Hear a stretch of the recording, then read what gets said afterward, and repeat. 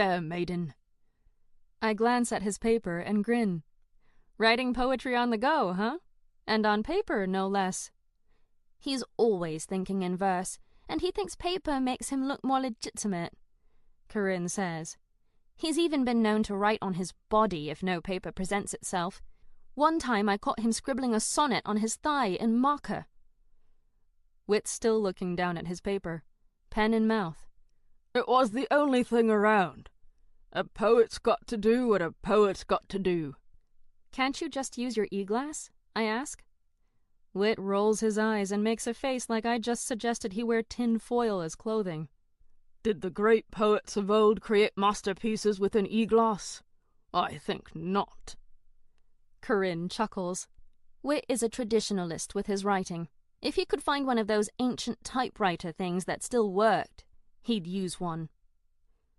When we arrive at class, Grandmaster Marion is standing with a satchel thrown over her shoulder. Don't get comfortable. Today's lesson is going to be a field trip. We're heading to the city to introduce you to Curatio Domus, the best hospitaller hospital and research facility in the world. My heart is happy for just a moment. No tests! Until... It's there that we will have our first test. Of course. Corinne, however, looks like a kid at Christmas. She grabs my hand and squeezes. This is fantastic! I can't wait for you both to meet some people there. Whit sticks the paper on which he was scribbling back into his pocket. She's been volunteering at the hospital since she was old enough to go into the city by herself. I thought you were raised in Sapientia, I ask. We were, Whit says. But we spent our summers at Castle V for extra training. Our entire initiate class walks through the castle gate and into Vianney, toward the subway. Once inside the city, Grandmaster Marion leads us at a brisk pace through the busy streets and sidewalks until we reach Curatio Domus. Students, stay together and be respectful. Garin and his friends are joking around, punching each other and laughing, and the Grandmaster scowls at them. That includes you three, unless you want to flunk this class your first day. They settle down enough that we are able to enter the hospital. A beautiful young woman with chestnut brown hair and blue eyes smiles at Corinne when we walk in. Princess, it's so nice to see you again. Hi, Sarah. How's our patient? Sarah picks up a patient chart from the front desk. Why don't you come say hi and see for yourself? Corinne looks over at Grandmaster Marion, who nods. You and your friends can say hi briefly. I'm going over hospital protocol. Make sure to explain the rules to Whit and Scarlet. I will, Corinne says as we follow Sarah down a long corridor and into a private room. A young girl, no older than 12, is lying in bed and using her e-glass to project a video onto the e-screen in front of her. She's watching a surgery of some kind, which she clicks off when she sees us. Sarah smiles at the girl. Hi there, Charlie. I have some friends here who wanted to visit. Is that okay? Charlie grins, her dark brown eyes striking in her too pale face. Sure. I love having visitors. Corinne steps forward. Hi. You're looking good. What were you watching? Princess! I'm so glad you came by. I was just checking out videos on the surgery I'm about to have. They think they can replace my kidney with a genetically modified one from an ape that won't break down under attack from my body. I might get to finally go home soon. Sarah looks at us.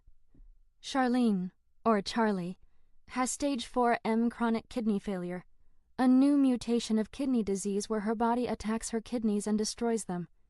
A regular transplant won't work, but through the research of the hospitallers and genetic modifications, we might have found a cure. Corinne waves us forward. Charlie, this is my twin, Whit. I've heard a lot about you, Whit. Nice to meet you. And thank you for that poem. I love it. Whit bows. Anything for a lady as fair as you. Charlie giggles. Corinne points to me.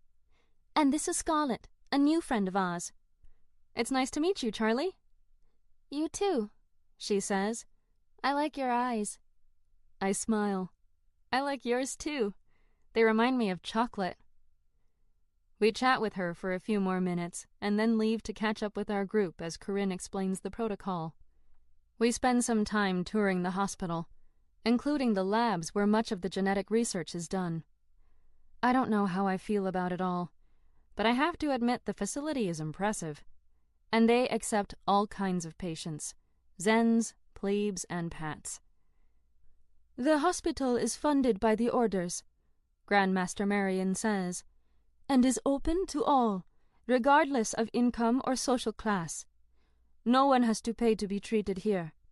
We offer cutting-edge medical care and incorporate the latest in medical research into our diagnostics and treatments.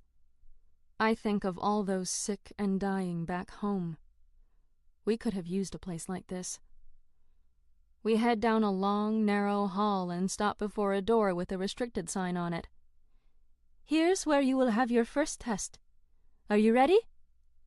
No. But we go in anyways, and in the middle of an empty, well-lit room is a dead, naked body splayed out in all its dead, naked glory. I pause, taking it in as the Grandmaster explains what we're to do. You have 2 hours to study this body and identify all the major organs and bones, then diagnose her cause of death. She pulls out a stack of papers. You will divide into groups of 4 and begin. Corinne, Whit, and I stick together, and Kai walks over to us. Looks like you need another member. Corinne smiles at her brother. Perfect. Kai looks at me, and I hold eye contact with him. Any objections? He asks. Nope. Good. Whit chuckles. You two will either kill each other by the end of the quarter, or fall in love. I'm not sure which yet. I turn an evil eye on him as Grandmaster Marion clicks a button, and our tablets bing with new files. I open them and see a form with the skeletal system drawn on it, another image with a picture of the body before us, and spaces for filling in the information. We all move closer to the table with the body, and see that it's been cut open and spread for dissection and analysis. One of the guys in our group turns away to a trash can and vomits into it while the students around him step back, covering their noses. Begin, Marion says. Corinne looks to all of us. Anyone want to start? No one speaks as we stare at the body. Come on, mates, we all have to contribute. I know she's right, but I'm useless here. I look down at my tablet. Okay, let me see. I type something in and it shows up on all the tablets in my team. Corinne looks at my answer, then raises an eyebrow at me. Really? She says. What? She places a hand over mine. Just stop typing. I adore you, Scarlet, and if I ever need anyone to hack into anything, you're my first call. But seriously, elbow and knee? That's the best you could do? No, I wasn't done, I argue. There's also toes, a head, legs, arms, lots of things. Kai chuckles, and Corinne turns on him. Care to take over, big brother? He waves his hands. Nope, I'm afraid I'm as useless as Scarlet at the moment. This is your field, little sister, not mine. Hey, I say, feigning offense. He just raises an eyebrow. Am I wrong? In general, yes, I argue, but perhaps not entirely at this moment. He smirks as Corinne looks to Whit. Surely you've picked up something from me in all these years of shared DNA? Corinne asks her twin. Whit studies the body. I know there's a tibia somewhere, and a fibula or something. Corinne sighs. You 3 are hopeless. She quickly fills in the entire skeletal system and all the organs herself. I whistle. Impressive. While you were becoming the youngest criminal hacker in history, Whit says, my sister here was playing with bones. Corinne clutches her tablet to her side and stares at the body. Now the hard part. We have to figure out how she died. How's that even possible? I ask. Don't we need to be able to run tests and stuff? Or to know something about her medical history? It depends on the cause, Corinne says. Presumably not in this case, if Grandmaster Marion believes we can actually come close to succeeding. I'm not convinced that's true, but I keep my skepticism to myself. Kai grins at me as if he can read my thoughts, and I think we're sharing the same suspicions. I grin back, but Corinne doesn't give up. She spends the next hour pointing out clues. Look here, she says, pointing to the brain. The tissue is too soft and is atrophied. There's also some vertical enlargement, and damage of hypoxic ischemic leukoencephalopathy in both the bilateral globus pallidus and cerebral white matter.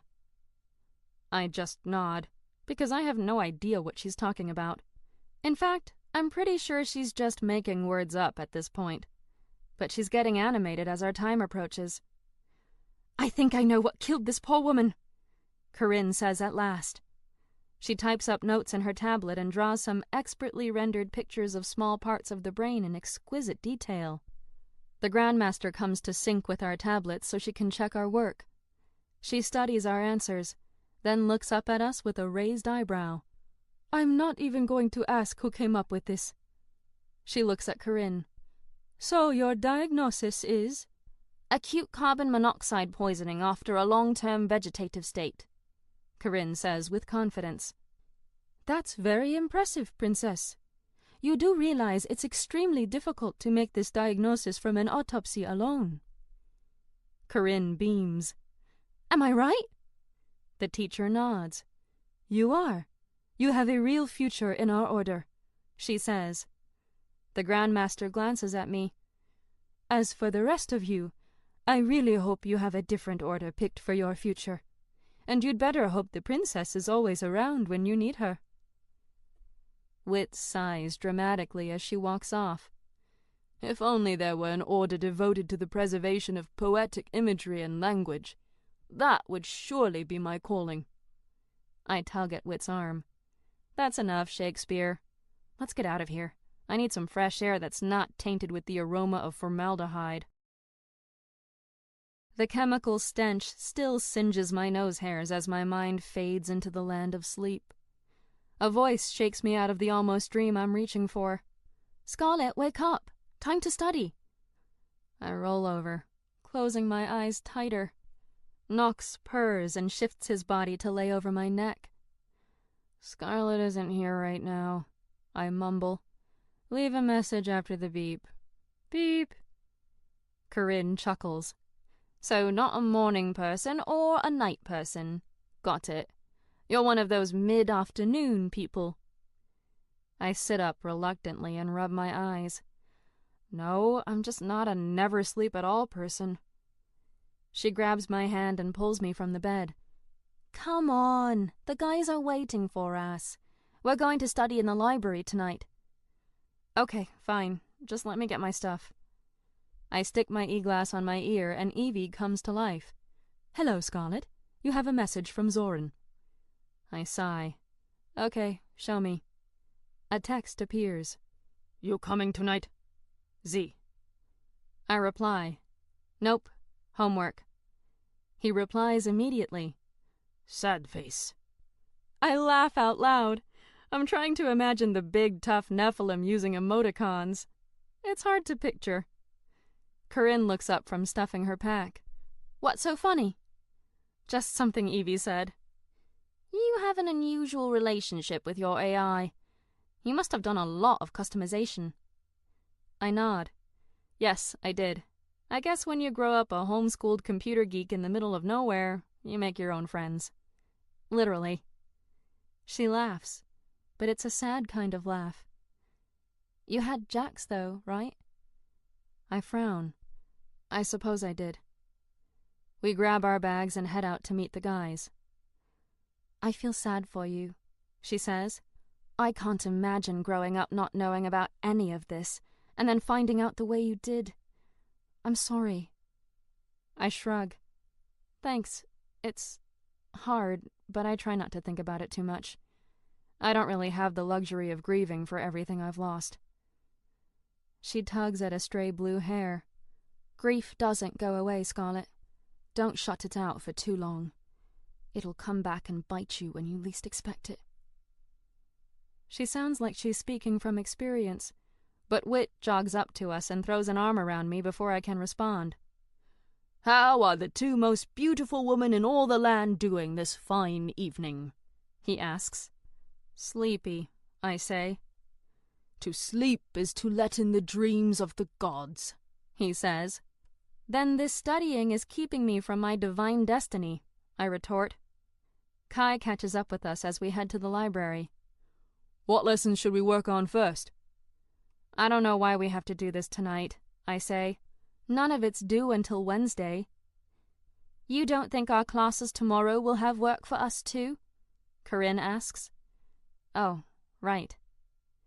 Kai pushes open the large engraved doors of the library, and we step into one of my favorite places in the castle. Books line the 3-story tower, many only reachable with tall ladders on wheels that move around the circular walls.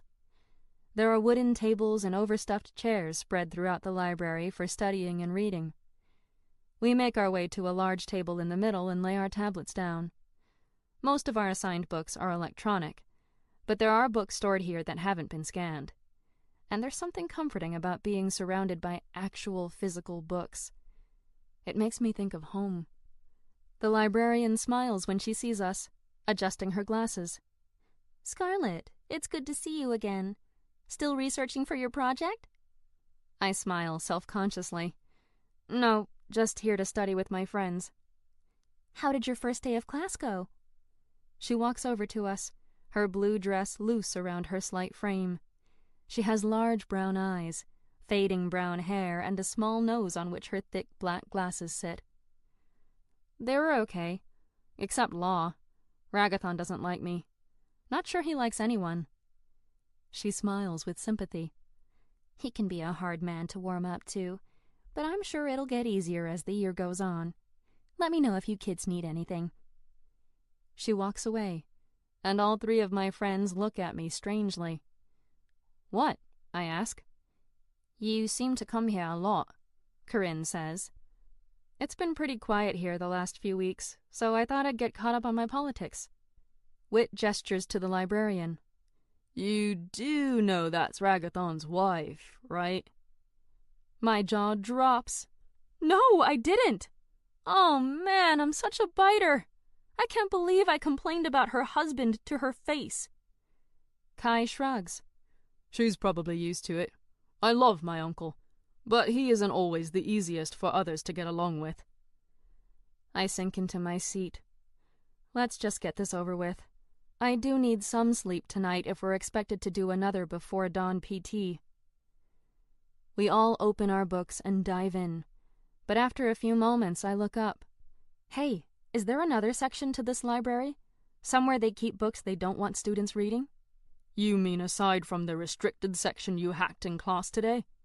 Kai asks. "Yeah, besides that." He shakes his head. "That's it." "Oh." I look back down at my book, disappointed. I've already perused that section. Nothing on angels that isn't pulled from the Bible and old legends I've already heard. An hour into our studying, as I'm typing in notes for law, a hand lands on my shoulder, and I look up into familiar blue eyes. "Jax!" He smiles. "Hi, Scarlet. I've been looking everywhere for you." I put down my tablet. "I've been here." He chuckles. "I see that." His hand is still on my shoulder as he looks at the others. "Hi," he says to the 3 of them. "It's good to see you all. Mind if I borrow Scarlet for a few minutes?" Kai frowns, but Corinne smiles. "That's up to her, obviously," Corinne says. Jax looks down at me. "Can we talk? I want to show you something." Chapter 9. The Forge. Jax escorts me through the courtyard and down a dirt trail I've never followed. We walk for a while, and eventually the dirt is replaced with stone. Abstract metal sculptures begin to line the path through the forest. One reminds me of a woman and man embracing. Another reminds me of the sea. I can't imagine sculpting such beauty. Jax leads me down 3 stone steps where a great forge stands before a wall of carvings. Wind howls around this monument below the stars. The heat beats against my skin. The carvings tell stories of great knights. And those, he points at a pattern of swords hanging at the top of the wall, those belonged to some of them. Jax grabs an apron off a chair and puts it on. It's thick and tough and smells like leather. He picks up tongs and pulls a red-hot piece of steel from the forge. He brings it to an anvil and begins to shape it with a hammer. Sparks fly. "I like to come here," he says over the cacophony of sounds created by metal and fire. "To think. To remember. To forget." I never knew he was a blacksmith. Are any of those sculptures yours? Yes, a few. Your work is beautiful. Ella, Grandmaster Gabriella, taught me after... He stops himself and slams the hammer down harder than before. Ella taught me. The steel stretches as he works on it, turning into a blade. Do you like forging swords? He pauses. See this steel? It's raw potential. But I give it purpose. I can change one thing to another. I can make it better. He resumes hammering. I walk closer, but avoid the sparks. Like the orders? Like everything. He pushes the steel into a bin of water. Steam rises. Take you, for example. Your parents forged you into who you are. Now, you must decide who you want to be. People can change. Everything can be transformed. He lays the steel bar down on the anvil and removes his apron and glasses. The steel resembles the shape of a sword. I've thought about our talk regarding Nightfall, and though I still believe she is in the wrong, I also believe she is like the steel.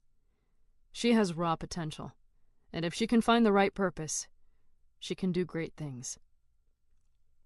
His words mean more to me than he knows. I hug him, and he hugs me back. He pulls away too soon. Scarlet, there's something I have to tell you. Tomorrow night, I will be the one whipped in the courtyard. What? Why? The council has determined that I must be punished for going after Apex without order approval. It was Varian, wasn't it? I heard him ask if you'd ever been disciplined. I raise a fist, as if to fight Varian now.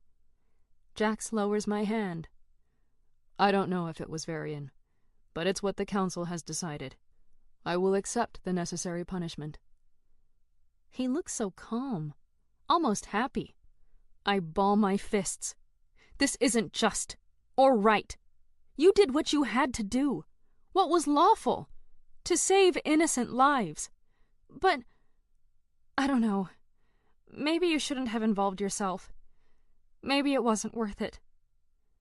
I couldn't have defeated Brooke without his help, but I hate that this has cost him, that he will suffer for his involvement. He sits on a stone step and pulls me to his side. Did I ever tell you how I killed the Nephilim girl? I shake my head as he stares into the flames. Do you know of my mother? My anger fizzles into something softer. She died when you were born. No. My mother was a Templar, and I was born at Castle V.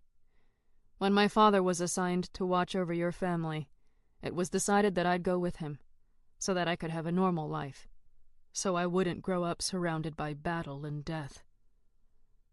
I had no idea. I take his hand, my heart hurting for him. All this he kept inside. It's not the first time I see the sacrifice he's made in keeping these secrets, in living a double life. He squeezes my hand and continues holding it as he talks. For years, I thought, just as you, that my mother was dead. But when I discovered I was a Zenith, when I asked my father to join the orders, he told me the truth. About our family, our patrician status, our connection to the orders.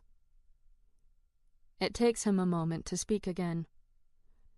That summer, I traveled to Castle V, and I met my mother. She was beautiful, Scarlet, and kind. She was everything I'd dreamed my mother would be. She taught me how to fight, how to forge.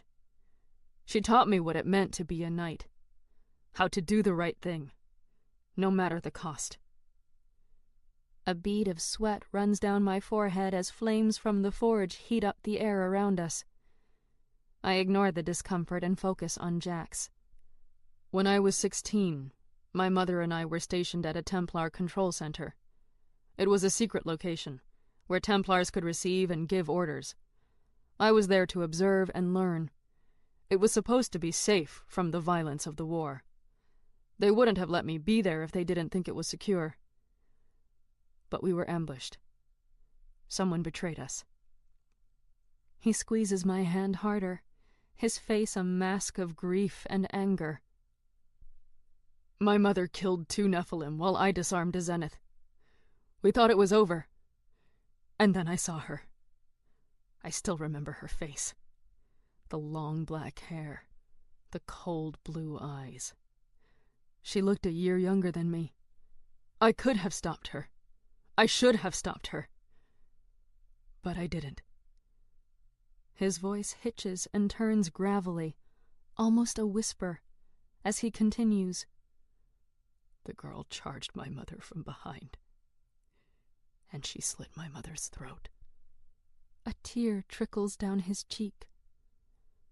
As my mother fell to the ground, the girl turned on me, and finally my training kicked in. We fought.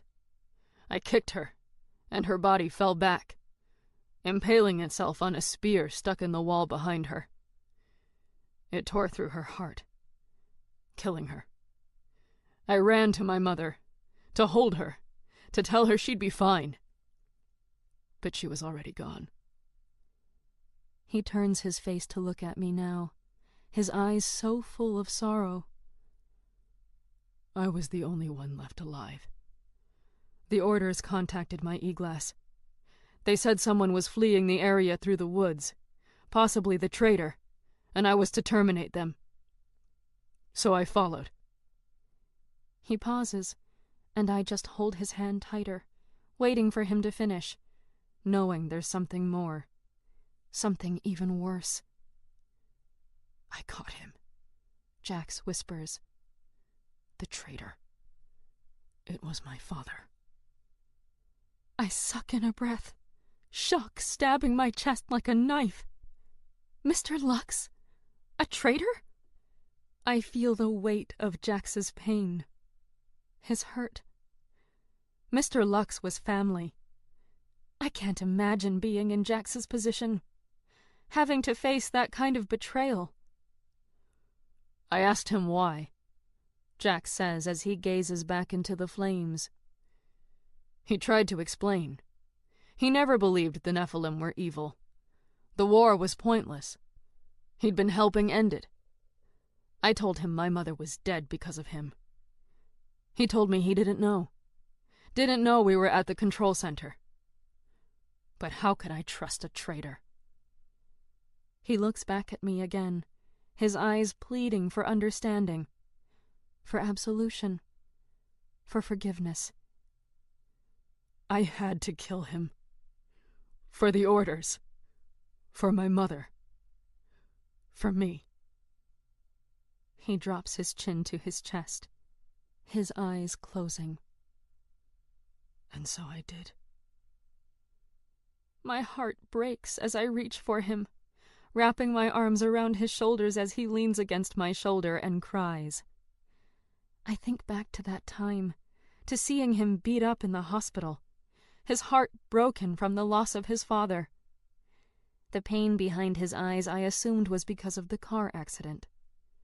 But no, it went so much deeper.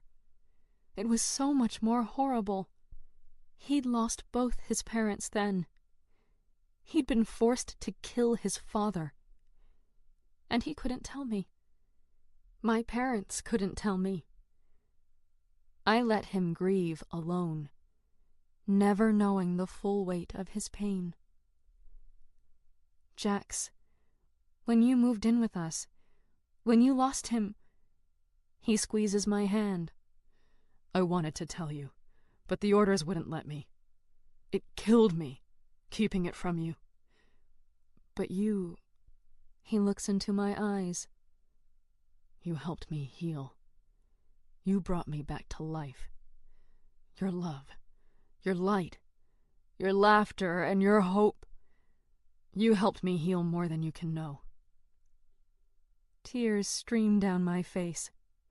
I'm choked with emotion, and all I can do is hold him tighter. We sit there in silence, our bodies close, our hearts closer, each of us lost in years long ago. After some time, I speak through my silent tears. That's why you helped Nightfall defeat Apex. He nods, knowing I understand him like no one else, knowing we are kindred spirits, always. I hesitated once to do what was right to save someone. I will never hesitate again. When the orders wouldn't act against Apex, I knew I had to. And I don't regret it. I did the right thing, Star. I saved the innocent. It is all I can do. It's enough, I tell him. He turns his head to look at me, and I hold his eyes with mine. All you can do. It's enough. You're enough. You always have been. A tear leaks from his blue eyes. Thank you. I nod. There are no words to speak what's in my heart, but he knows. I stand, eventually, my heart heavy. You should get some rest. You have a big day tomorrow. He nods, standing as well. You're right. He escorts me back to the initiate's common hall and says goodnight. I kiss him on the cheek before he leaves, and I can taste his tears on my lips. I'm about to go inside, when someone whistles. I turn and see a familiar shadow leaning against a tree. Zoran? What are you doing here? He grins. I had to see how your first day went.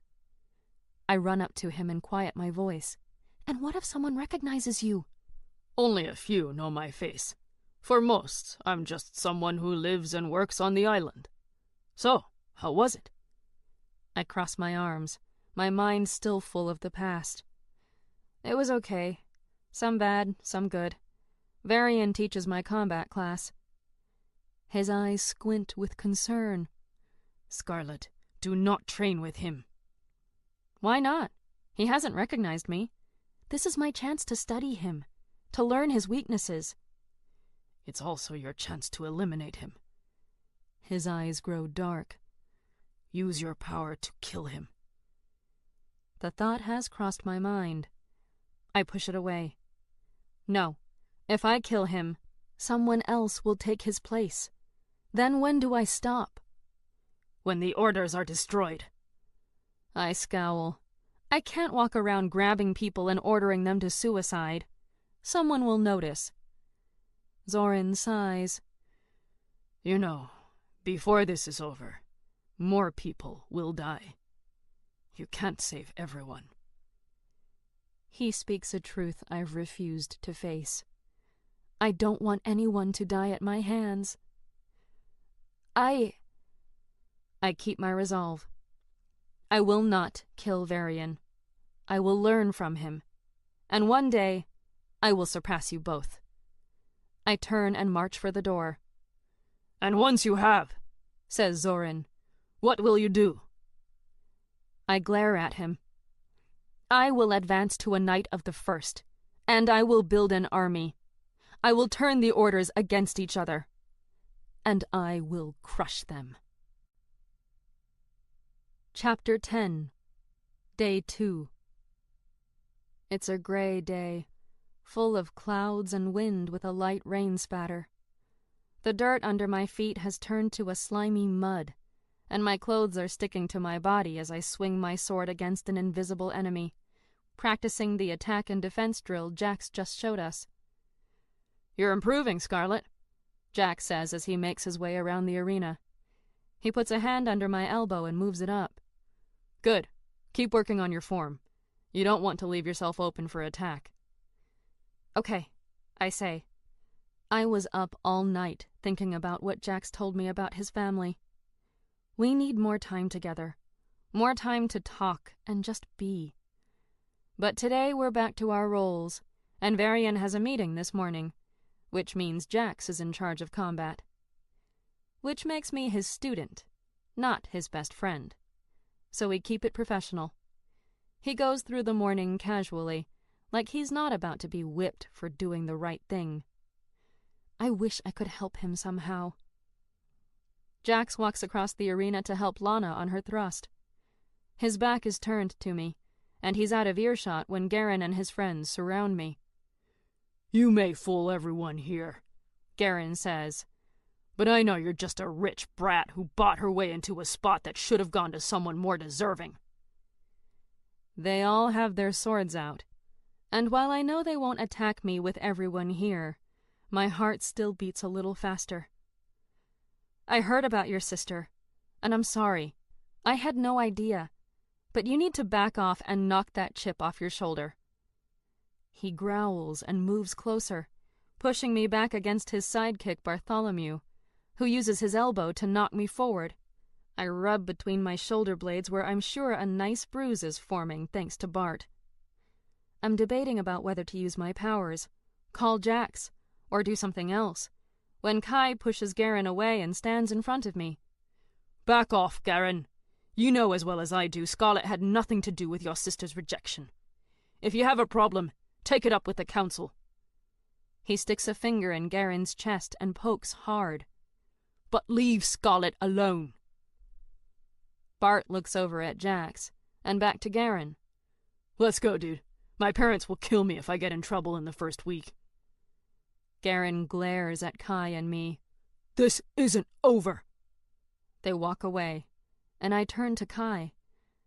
Thanks for your help, though I have to admit I'm surprised. Why's that? You don't seem to like me much. He presses his lips together for a moment, his hand on the pommel of his sword. It's not that. Look, I'm sorry I was a jerk yesterday. I shouldn't have brought up your parents. Corinne reamed me hard for that one. I'm not a bad guy. Honest. I just do an excellent impersonation of one from time to time. We'll see about that. I raise my sword. On guard?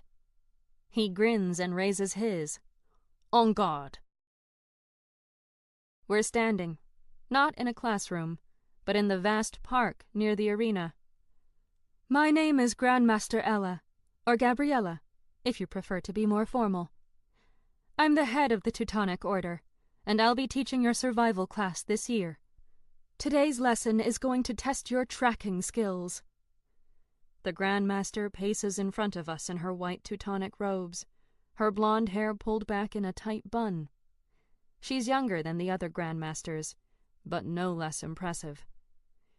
Since this quarter is focused on the Teutonic Order, I suggest you take this class very seriously. She points to the forest around us. Somewhere out there, a pig has been released. Her name is Miss Piggy. Garen and his friends guffaw at that, and Grandmaster Ella glares at them. As I was saying, her name is Miss Piggy, and she's not to be hurt. Your mission is to track her, find her, and retrieve the special token inside the collar around her neck. You will be in teams of 2. The first team to bring me the token will receive extra points in this class, which will increase your odds of being granted a boon from me during your trial. Trust me when I tell you, you'll want that boon. She calls out the names of the teams, pairing up everyone. When she calls my name, I step forward and say a prayer to whatever gods may or may not exist that it's not Garen. Anyone but Garen. Miss Knight, you and Prince Kai will work together. Wit looks over at us from his team with Lana and winks. I roll my eyes at him as Kai walks to me. Looks like fate has brought us together again, he says. You're starting to sound like Wit. He does have a way with words. Too bad it's not appreciated more in our family," he says, the corners of his lips turning down. Grandmaster Ella raises her hand. "Oh, and did I mention that I also released a goat and a wild boar into this forest? Just to keep things interesting. You have 2 hours. Good luck." She drops her hand and everyone scampers off into the forest to search for the pig. Kai and I look at each other. "I hope you're better at tracking than you are at identifying body parts," he says. "Likewise," I tell him. He grins. "Fair enough. Actually, I am. We did a lot of hunting back in Sapientia." "Good," I say, because I'm decent at it too, and I want that boon. "I'm sure not going to be getting one from your uncle or APD." "True enough," he says. "Shall we get to it?" We walk into the forest, looking for tracks against the light of the sun, which is hard given the cloud coverage and foliage. But it doesn't take long to find what we're looking for. We keep the tracks between us and the sun, so the light creates shadows in the print and makes it stand out from the surrounding soil. I point to one as we kneel in the dirt. "This isn't the pig," I say. "See how it's pointed here? That's the goat." Kai nods. "I agree. Let's keep looking." As we get deeper into the forest, Kai pulls out a flashlight to substitute for the missing rays of sun. We find another set of tracks, but based on the space between footprints, we can tell it's the boar, not the pig. "I'm impressed," Kai says as we keep walking. "I didn't expect this from the self-proclaimed computer geek." My parents did all kinds of training with me growing up. I grin. Not anatomy and physiology, obviously. "Obviously," he says. But we did this kind of thing all the time.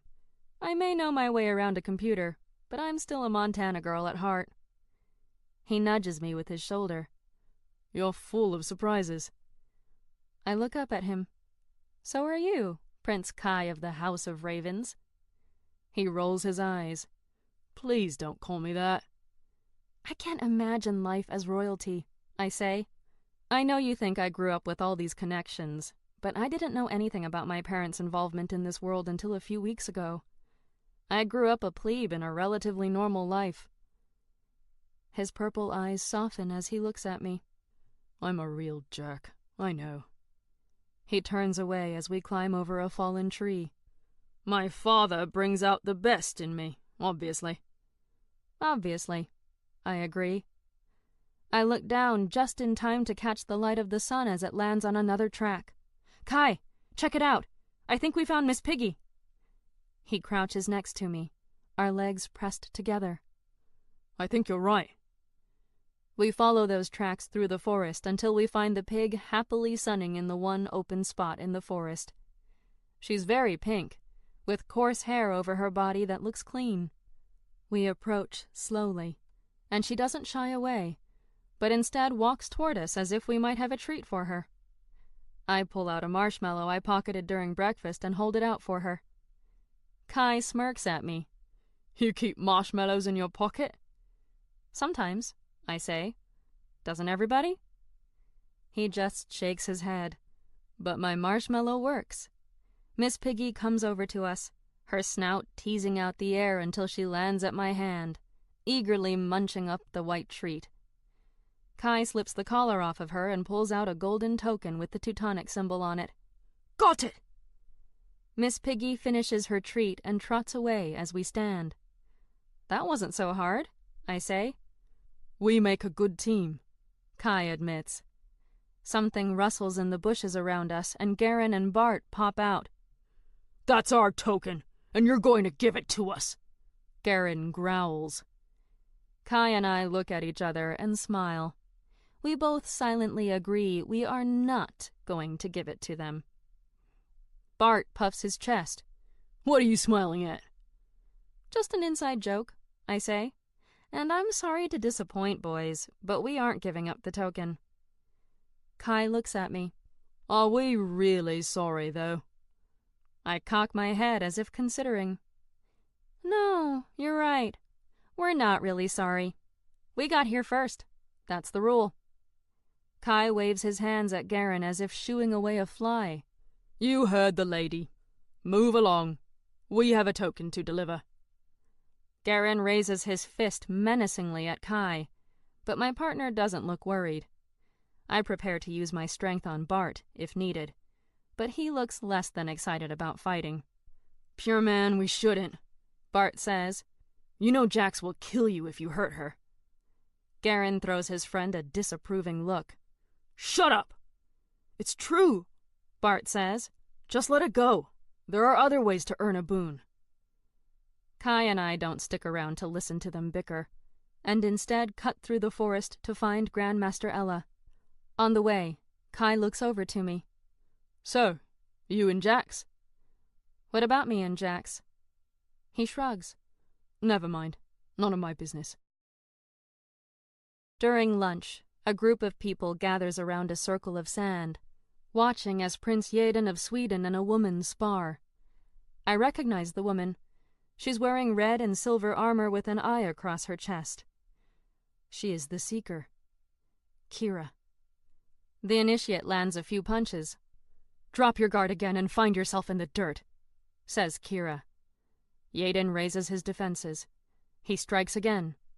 I nudge Akio with my elbow. Why's she wearing all that armor?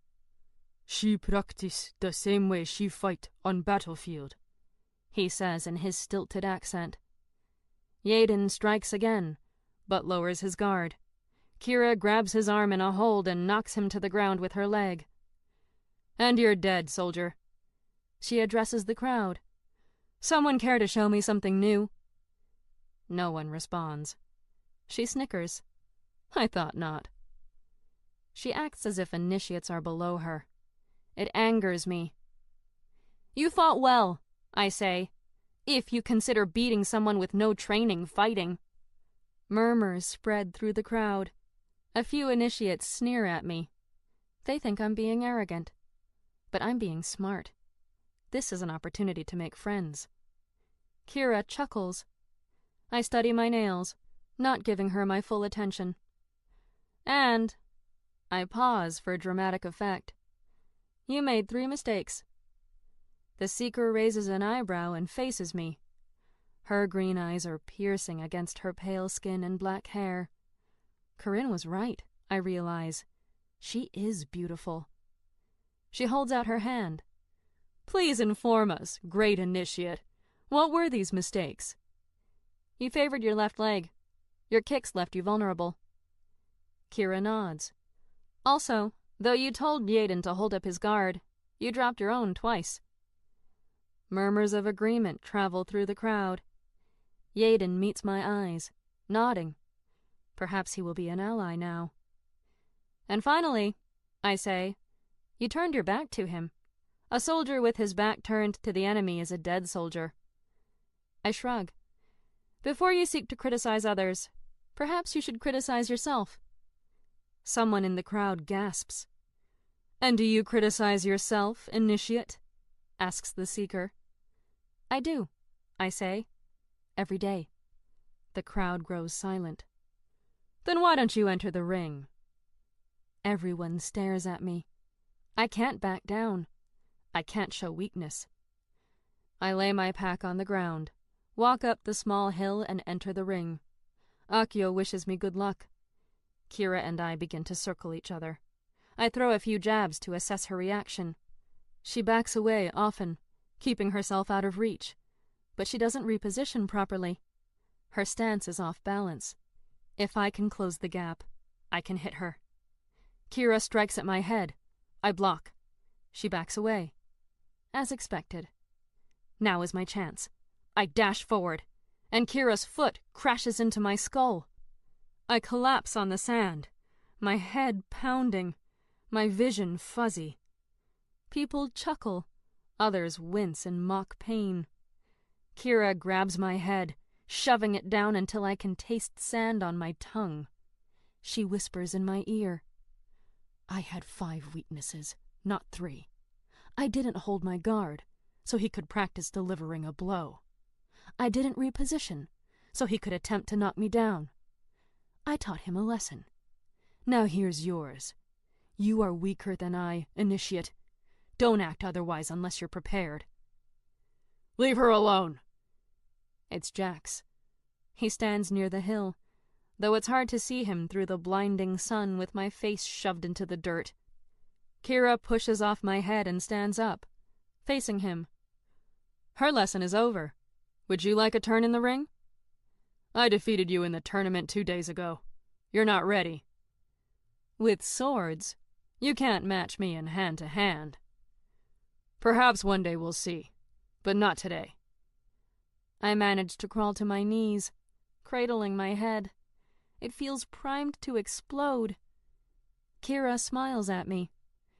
You know, Jax, when you kept talking about this girl from back home, I imagined more. Shame. I don't believe she'll make it through the first trial. She walks over to Jax and runs a finger down his shirt. Why don't you forget her now? Says Kira. Make it easier on yourself. We were good together. Jax grabs her finger and twists it. Kira gasps. Don't insult her, says Jax. Kira escapes the hold and jumps back, face clenched in pain. I feel sorry for you, she says, because one day you'll see that you and Scarlet cannot be together. She softens her voice. I hope that day doesn't come too late. As Kira walks away, Jax walks toward me and helps me stand. Let me escort you to your class. I nod, wrapping my arm around his as we shuffle down the hill. I reach for my pack, but Jax picks it up first. Thanks, I say. He nods and leads me through a short tunnel under a bridge that connects 2 buildings. I notice Kira talking with Ragathon. What's with her? I ask, still spitting sand out of my mouth. She's trained here a long time, much longer than others. She can be critical of them. But she's a great knight, and a great teacher. She pushes people, and she does what's needed. I'm not sure I agree, but I don't argue. Jax has known her longer. You two were together? He looks away. We dated for a time, but it didn't work out. I can't imagine Jax with someone so cold, so steely. Why does she think we are together? Jax shrugs. She knows how much I care about you, how close we are. I think she's just jealous. Jealous? Huh. Is there anything to be jealous about, I wonder? We arrive at my next class, Strategy and Tactics, and Jax says goodbye. I'm barely on time, but I did manage to clean myself up and get the taste of sand out of my mouth. My fast healing comes in handy in a school where getting beat up is par for the course. I enter a small room with 10 desks, each with an arranged chessboard on top. I find the seat opposite Corinne, who's playing with a knight piece. Varian stands at the head of the classroom, an e-screen behind him. He taps his e-glass, and an image of brackets appears on the screen. Are we having a tournament? Asks Wit. Indeed. You will participate in a chess tournament, and I will evaluate your tactics. Garen picks up a pawn, studying it. What does this have to do with tactics? Varian glances around the room. Anyone care to answer that question? I raise my hand. He nods. Chess involves many aspects of tactics, including positioning, studying your opponent, and thinking ahead. Thank you, Miss Knight. Varian waves at the screen. As you can see, you've already been paired up. Begin. I check my first opponent. Garen. I find him across the room and take a seat. Let's get this over with, he says, sighing. I beat him in 4 turns. I don't think he understands the game. Next is Bartholomew, one of Garen's rich lackeys. I apologize in advance for my victory. He smirks, flicking his blonde hair as he makes the first move. I beat him in 7 moves. I think I traumatize him. Corinne replaces Bart. She plays well, but her moves are too obvious. I win in 15 turns and feel almost bad about it. "Wow, you're amazing," she says, smiling. "Will you teach me to play better?" "Sure," I say as she walks away. We're left with an odd number of players. Varian pairs me with the extra. It means I need to play more games, but I don't care. I face Akio, the oldest amongst us. He's a strategic player with a calm head and a keen eye for placement. He uses his life experience to his advantage, and I admire him for that. He manages to capture my knights, but I checkmate him with my queen. He does a slight bow as he leaves the table. "Thank you for the game, Scarlet Friend," he says. My final opponent is Lana. I'm surprised. She never struck me as the strategic type. Everyone watches the game, Wit whispering encouragement over my shoulder and biting his nails. Lana plays well, thinking many moves ahead. But I think further. She manages to take my queen, but it's a trap, and I checkmate her with my rook and knight. Lana grins and shakes my hand. "I haven't lost in a long time." She speaks in a cultured voice with only a trace of a Spanish accent. "You're good," I say. "We should play again sometime." "I'd like that." She smiles at me as she stands. So would I. I nod my head with new respect. She's not just a pretty face. We all have layers. No one is ever really what they seem. "I think I'm going to like you," she says, walking away. Varian takes her place, sinking into the chair across from me. "Congratulations, champion." It wasn't much of a challenge, but I know my fellow classmates did their best, so I just say thank you. He picks up my queen, turning her in his hands. "Tell me, what did you learn?" "Nothing." "Then you failed." I raise an eyebrow at him. But I won every game. "Even your weakest opponent can teach you something." I gesture at the board. "Maybe you can teach me." Varian grins and puts down the queen. I'm excited to play, to study my opponent. But instead, he stands up and walks away. "I already have," he says. "This class is order, and I will be your instructor," says Kira, standing at the head of the room before a giant whiteboard. All the initiates sit on desks and chairs, arranged in a rising semicircle. It reminds me of a theater. Kira continues. "Today you will perform impromptu persuasive speeches. After I give each of you your topic, you will have 2 minutes to prepare." She begins to call up initiates one by one.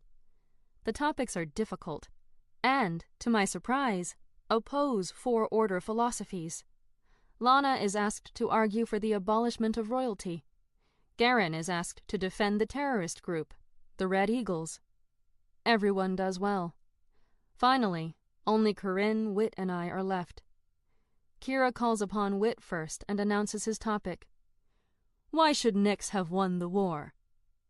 Wit grins and looks up a few things on his e-glass.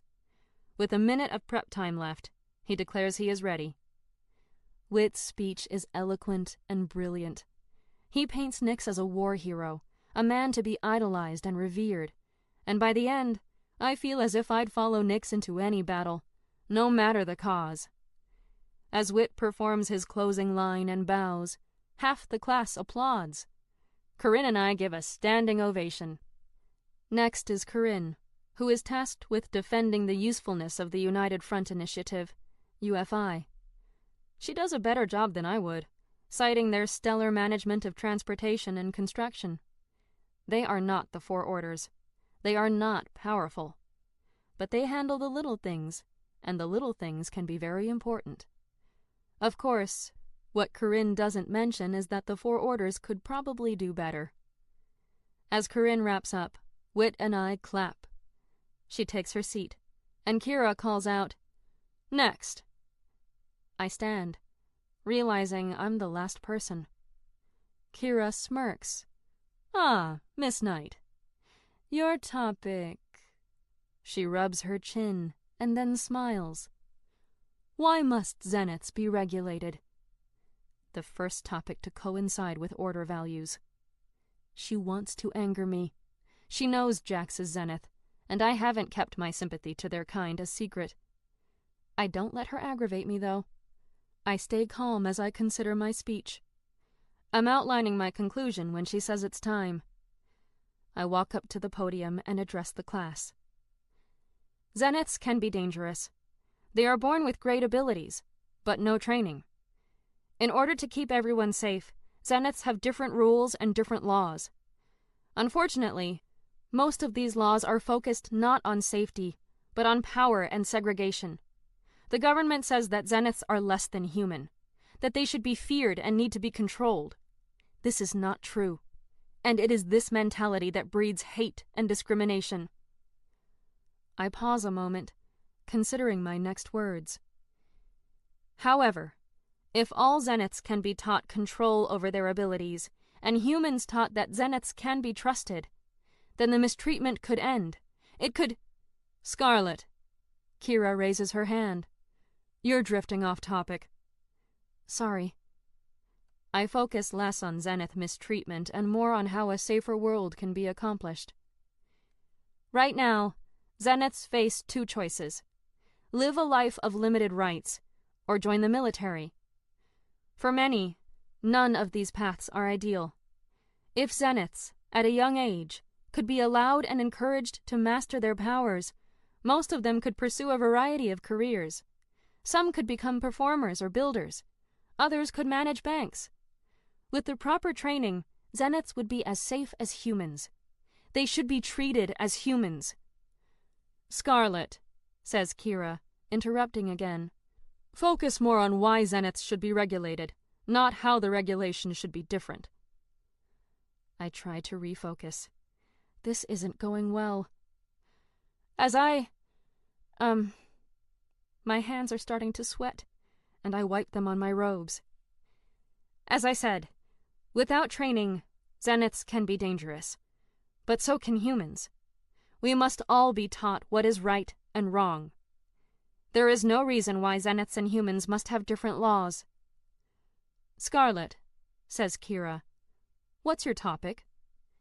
Why zeniths must be regulated? So let's get back to that. Why must zeniths be regulated more than humans? I frown, facing her instead of the initiates. They don't have to be. Zeniths can be regulated just as much as humans. She makes a clicking noise with her tongue. Not quite your topic. Why not? The topic was why zeniths have to be regulated. I'm arguing that zeniths and humans must both be regulated equally. Argue why they shouldn't be equal. I shake my head.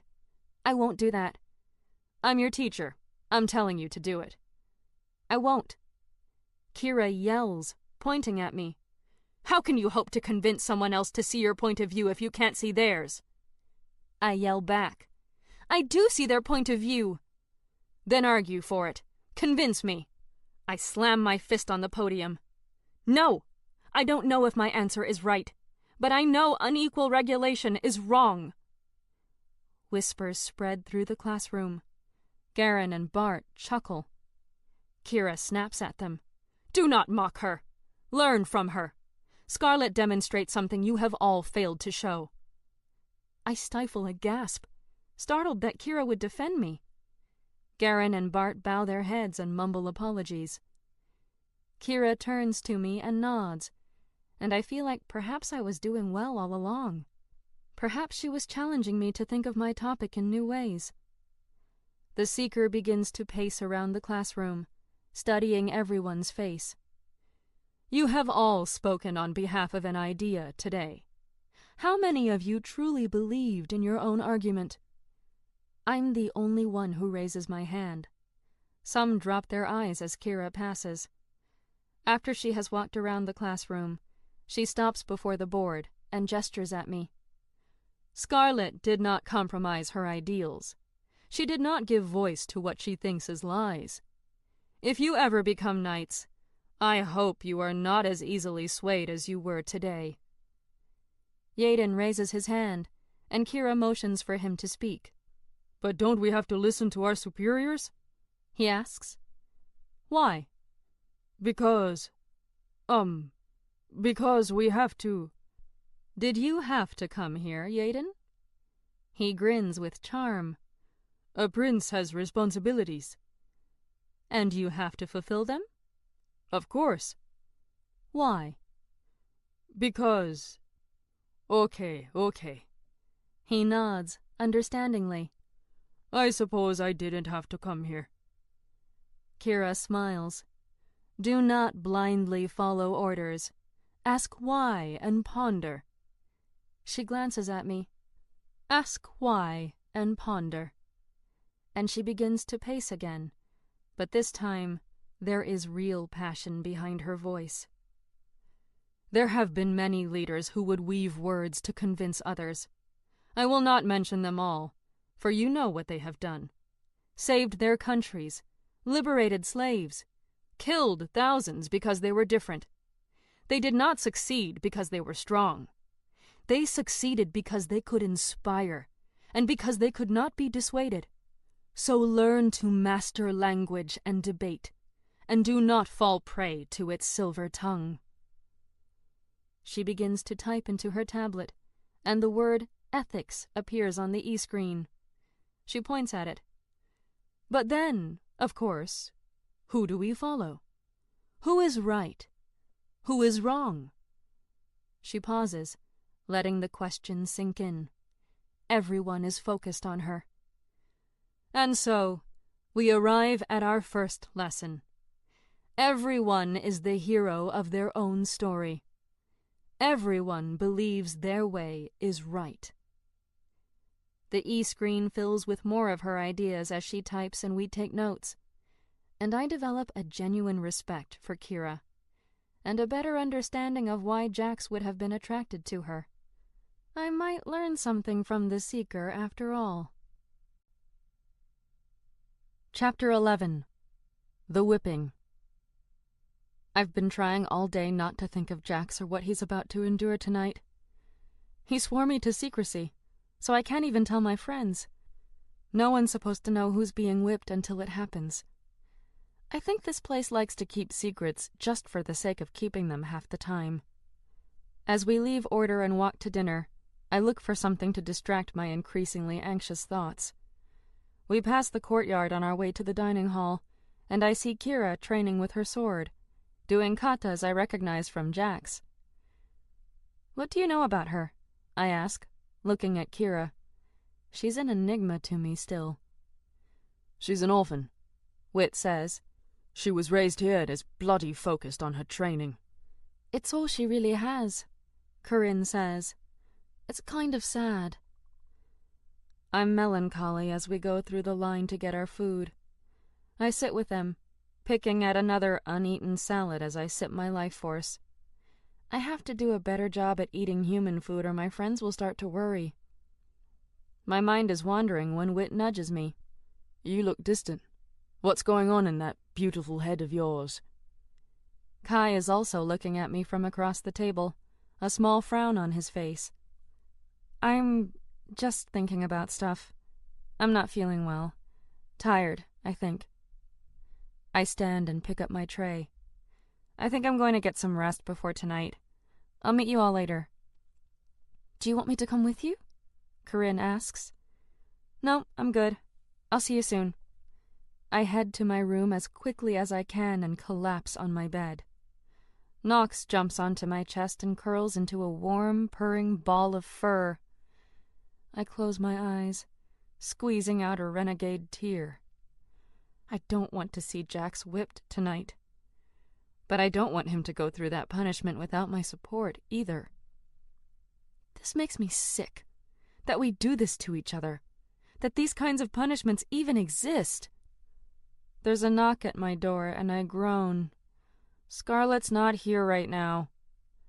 The door opens, and my grandfather comes in, closing it behind him. Then she won't mind if an old man rests in her room for a moment. I sit up and move the reluctant cat to my lap, while my grandfather sits in the chair at my desk. No, she won't, I say. "Jack said he told you about tonight," he says. Knox jumps off my lap and onto my grandfather's, who pets him. "Yes." "Are you all right?" "No, it's not right, what they're doing to him." He nods. "You're right, it's not. But it will help Jax." "How so?" "Right now, he's the knight who went rogue. He didn't have authorization to hunt down Apex. And as awful as it is, many in our orders benefited from the work Apex did." I'm about to get very vocal on that topic when my grandfather holds up his hand. "I'm as appalled as you by the trafficking of zeniths. That doesn't change the fact that many in high positions of power feel differently. And they watched a high-ranking knight destroy something they helped build, without penalty. Tonight, he will be the knight who faced the consequences of his choices with bravery. It will help him in his career. It will appease those who are angry at what he's done, and it will allow Jax to continue his climb to the top. He will be fine. He's more worried about you than himself." I sigh and flop back on my bed. Sometimes I wonder if I'm meant for this world. "I think we all feel that way from time to time." He stands. "Shall we go? I think he'd like you to be there for him." I stand. I suppose I should. Knox rubs himself against my grandfather's leg. "He's a good cat, but this might not be the best place for him. Cooped up in this room all day." "You're probably right," I say, leaning over to pet his head before we leave. Perhaps he's not meant for this world either. When I arrive at the courtyard, it's already teeming with excitement. It makes me sick that people take such perverse joy from seeing others hurt. My grandfather nods to me and leaves to stand at the front, where a whipping post has been erected.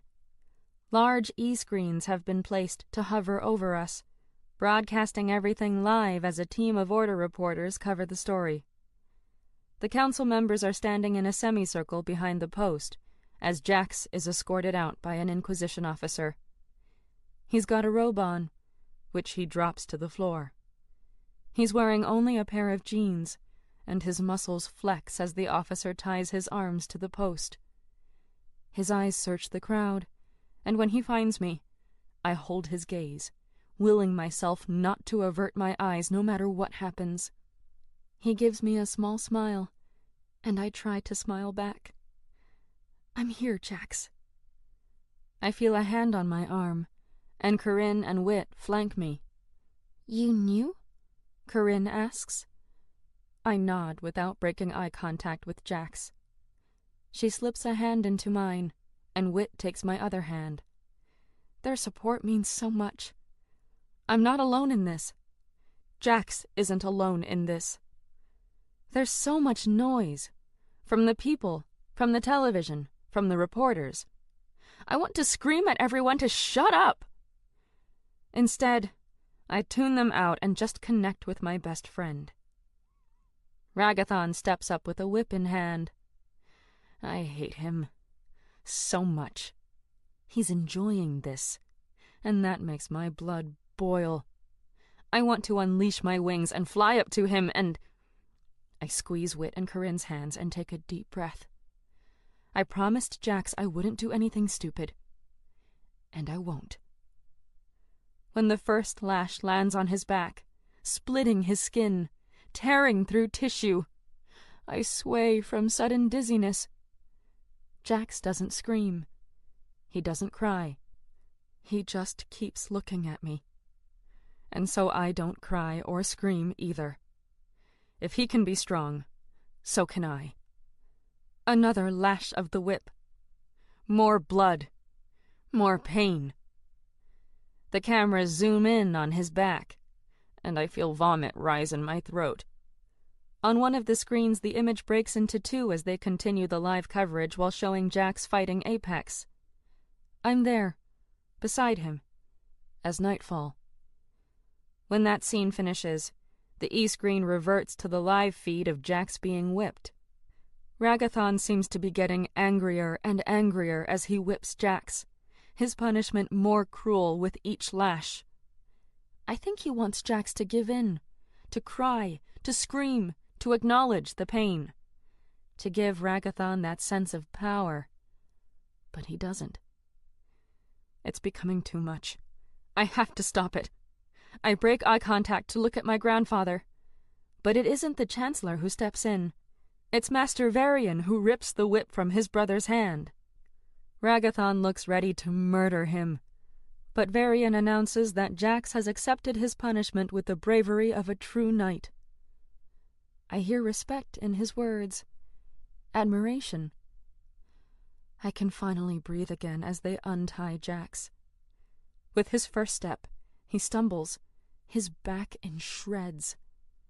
Grandmaster Marion offers to help him walk, but he shakes his head and takes another step, his legs shaking, then bows to the council. Varian nods his head at Jax, and Jax walks behind the council and toward the infirmary with Marion at his side. Once he disappears from view, Corinne turns to me, her face streaming with tears. Are you okay? I stare into the space where Jax was. I'm not the one who was just whipped. I need to get to Jax, but the crowd is too thick. I can't clear a path to get through. Kai moves to my side and puts his arm around me.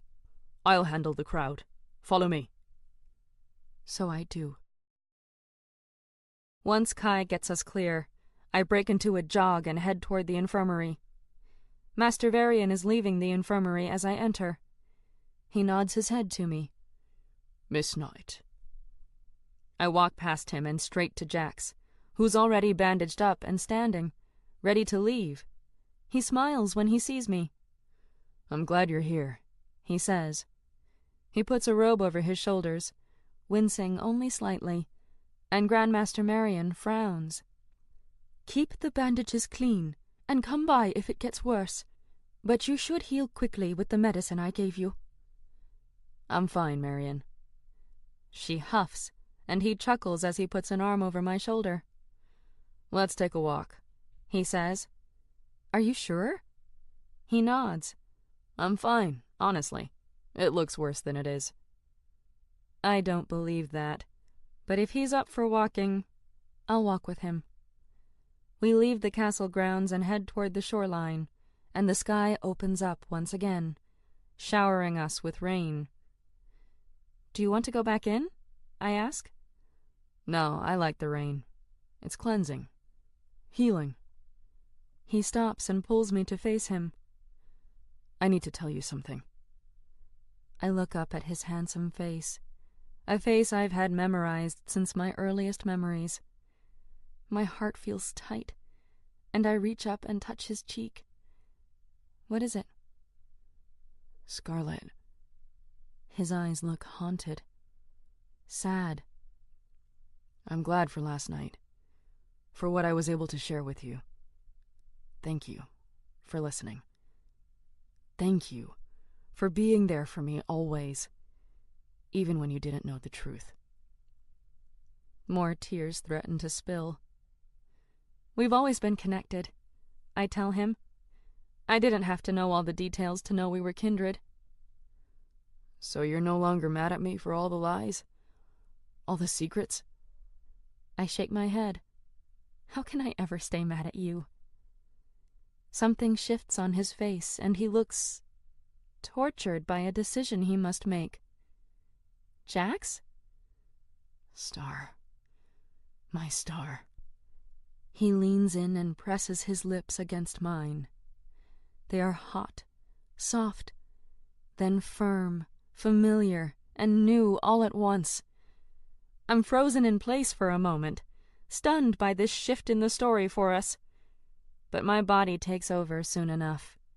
The love I have always felt for him, the sole connection we have shared since childhood, replaces any fear, any doubt, any hesitancy. I kiss him back, moving closer so our bodies connect as his hands cup my face and mine land on his chest.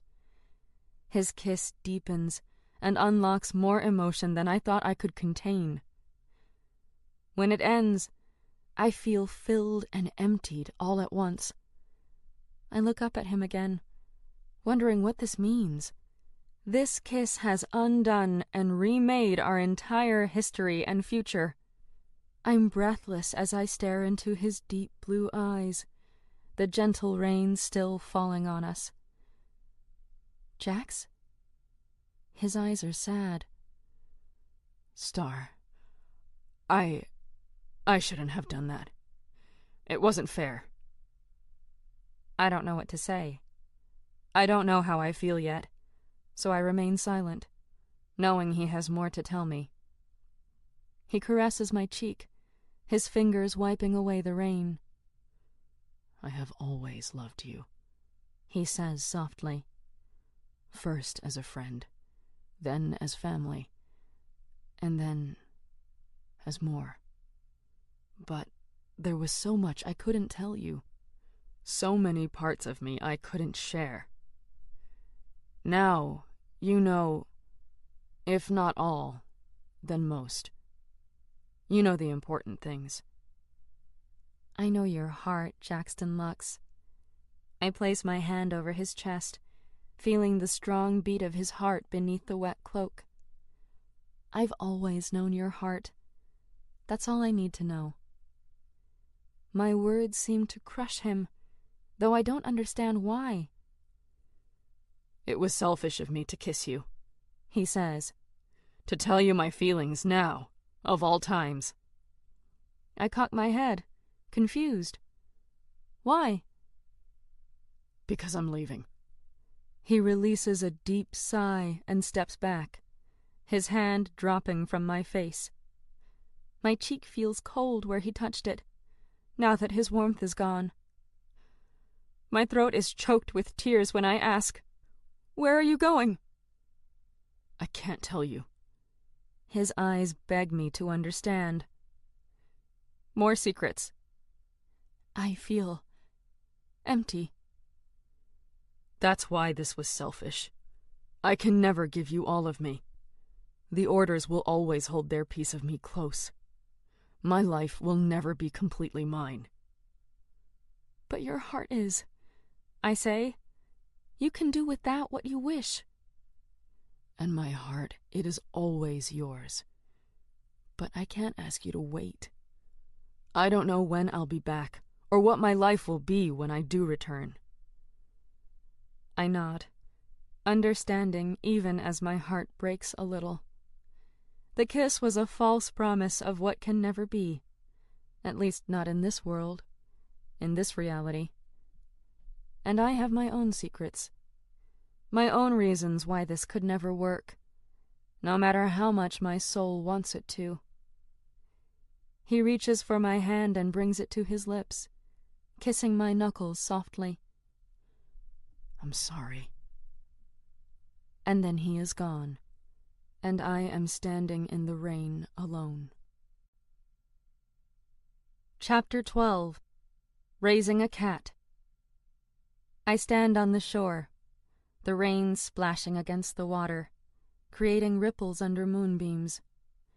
My lips still feel the heat of his kiss. My heart still feels the pain of his departure. There exists a parallel world in which Jax and I are the people we thought ourselves to be as children. We are plebes who grow up together, who join a domus together, who change the world together. We maybe marry, have children, share all our thoughts with one another. In this world, I can give Jax not just my heart, but my secrets. In this world, I wear no masks. I live no second lives. I am just Scarlet. He is just Jax. We are together. I bend down and search for a small rock, cupping it in my palm. It is smooth, symmetrical. I throw it into the water, trying to skip it, but I throw too hard and it sinks.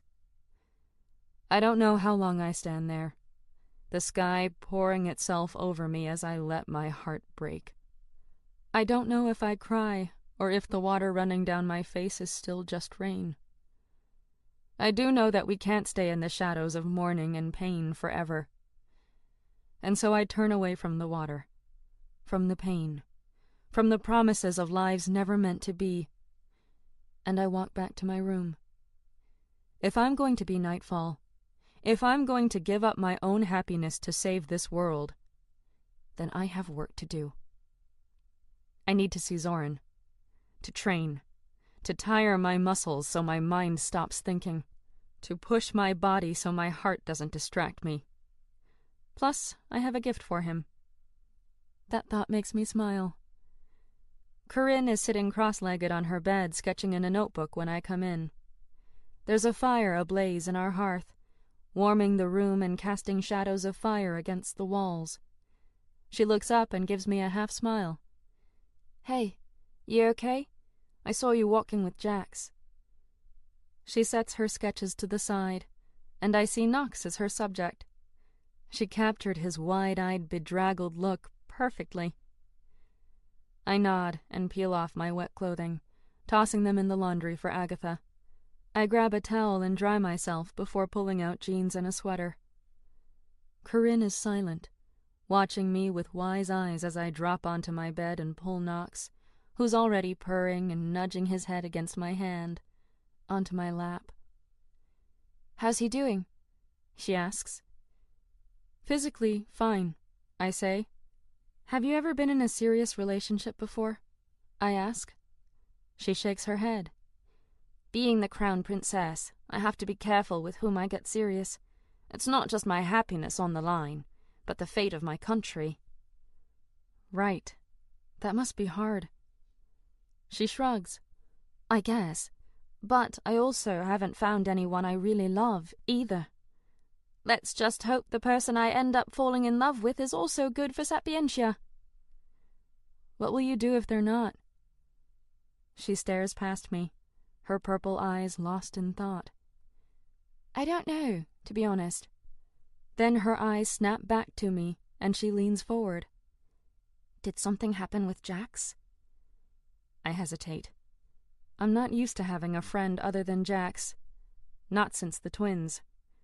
It's strange, but I kind of like it.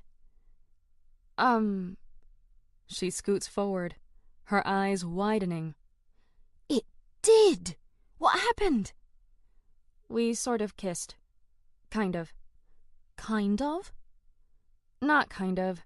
We kissed. And then he told me he's leaving." She frowns. "I'm sorry. Did you know he felt that way about you?" I shrug. Jax and I have always had a special connection, but I hadn't really thought about it romantically until tonight. She raises an eyebrow. "Really? Because you two seem intimate. I'm pretty sure everyone here thinks you're together." That's news to me. "No, not together. I don't think it would ever work between us. For so many reasons." She doesn't pry, which I appreciate. She understands complicated. She understands duty. She more than most understands sometimes love isn't enough. The princess sighs. "Well, this night's gone all to pot, hasn't it? Want to go out and drown our sorrows? We can invite Wit, or just make it a girls' night." I smile at her. So grateful I have these friendships. "Thank you, but I think I need some time alone. And I hold up Knox. I have to drop this guy off at a friend's house. My grandfather suggested this isn't the best place for a cat." "I understand. But I'm going to miss our little pet." She walks over to rub his head and he purrs into her hand. "If you need me, just holler." She sinks back into her bed, picks up her sketchbook and resumes her sketching, but then looks up, a lock of now green hair falling into her eyes. "Oh, speaking of Jax, he left you another note." It's on your desk. I nudge Knox off of me and pick up the paper airplane sitting on my books. I open it and read. No matter where I am, I'm always thinking of you.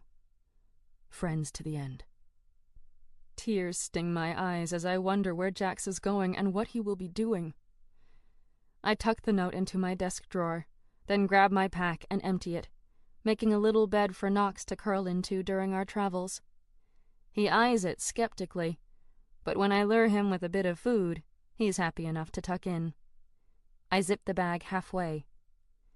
I'm at the door, ready to leave, when Corinne speaks. Scarlet? I look over at her, and she smiles. I meant it. Holler if you need a friend. You're not alone in all this. I love New York City at night. Multicolored glowing orbs dot the sidewalks, casting shadows of light along the path as I walk. Genetically modified trees stretch over me with iridescent flowers that occasionally twinkle in the darkness. It's no surprise that so many couples enjoy walking hand in hand along the city streets when the sun goes down. It's also why I decided to take the subway into the city instead of flying straight to the cathedral from the castle. I need this time to pause, reflect, breathe. I pull Knox out of my backpack and hold him, stroking his soft black fur as I walk. He nuzzles into my arms, content to be treated like the royalty he surely imagines himself to be. I'll miss seeing him in my room, but I know he'll have a lot more freedom at the cathedral. And Zoran needs a pet, even if he doesn't know it yet. The walk through the city settles me, and after a while I find a private place to unleash my wings and head to the cathedral in search of Zoran. I arrive on the outskirts of the property and change into my Nightfall armor, then fly over the gates and into the little town that is unfolding more and more each day. It's mostly quiet this late, as many of our residents must be up early to tend to new crops and continue the construction and maintenance. I enter the cathedral and head to Zoran's room. I find him sitting by the fireplace, playing chess against himself. He looks up and smiles as I come in. I thought you had homework. I do. I can only stay for a few hours. But I brought you a present. I pull Knox out of my bag. Zoran raises an eyebrow. A cat? I pass him the restless feline. His name is Knox. He needs a good home, and my room at the castle is too small. We're raising a cat together now? I smile. Yes, so don't eat him. Zoran chuckles. I make no promises. The cat purrs and rubs against Zoran's hand, demanding to be petted. The Nephilim obliges, running long fingers over the cat's fur. I can tell they will be great friends. Carter knocks on the door and peeks in. May I have a moment of your time, miss? Of course. He walks in and offers me a life force.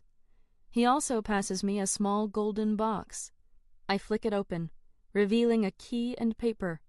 Your apartment is set up, he says. The address is in the box. All has been arranged. Is it safe to take my friends there? They want to see it. I think you'll find that the accommodations meet your approval. Zoran gestures to Knox. Can you set up some food and water for our new Dark Templar? I grin as Carter nods. As you wish. Carter leaves, clicking the door closed behind him, and Zoran pets the cat as he stares at the fire. Want to play a game? Zoran asks, looking at the chess game. Not really. Want to practice the way of Nyx? No. He leans back in his chair, sipping from a golden goblet. You're quieter than usual. I saw the news of the whipping. Do you want to talk about it? No. Yes. I don't know. I look at him. Why are men so complicated? Why do they have to make everything so hard? Zoran chuckles. And women are so easy? Jax kissed me tonight. Told me he loved me. Then told me he's leaving. And of course, he doesn't know I'm his enemy. Something flickers on Zoran's face, but is gone before I can figure it out. Some people are not meant to be together, no matter how hard they try. He stares into the fire. I once knew a man who loved a woman. He was an Nephilim, and she was sick. She didn't look sick, but she was. And on their wedding day, she died. What happened? I ask. Back then, we had no explanation. Now, we'd call it a brain aneurysm or a stroke. He looks troubled. The man turned his wife to save her, and they lived together for a while, but it did not last. She died too young. Even immortality couldn't save her. How'd she die? Zoran gazes at the fire, his face filling with rage. They burned her. The Inquisition deemed her guilty of witchcraft, and there was no defense. She did not cry at the end. She did not beg. She looked happy. She told the man who loved her to live on. But how could he? Zoran drops his head, tears welling in his eyes. How could he?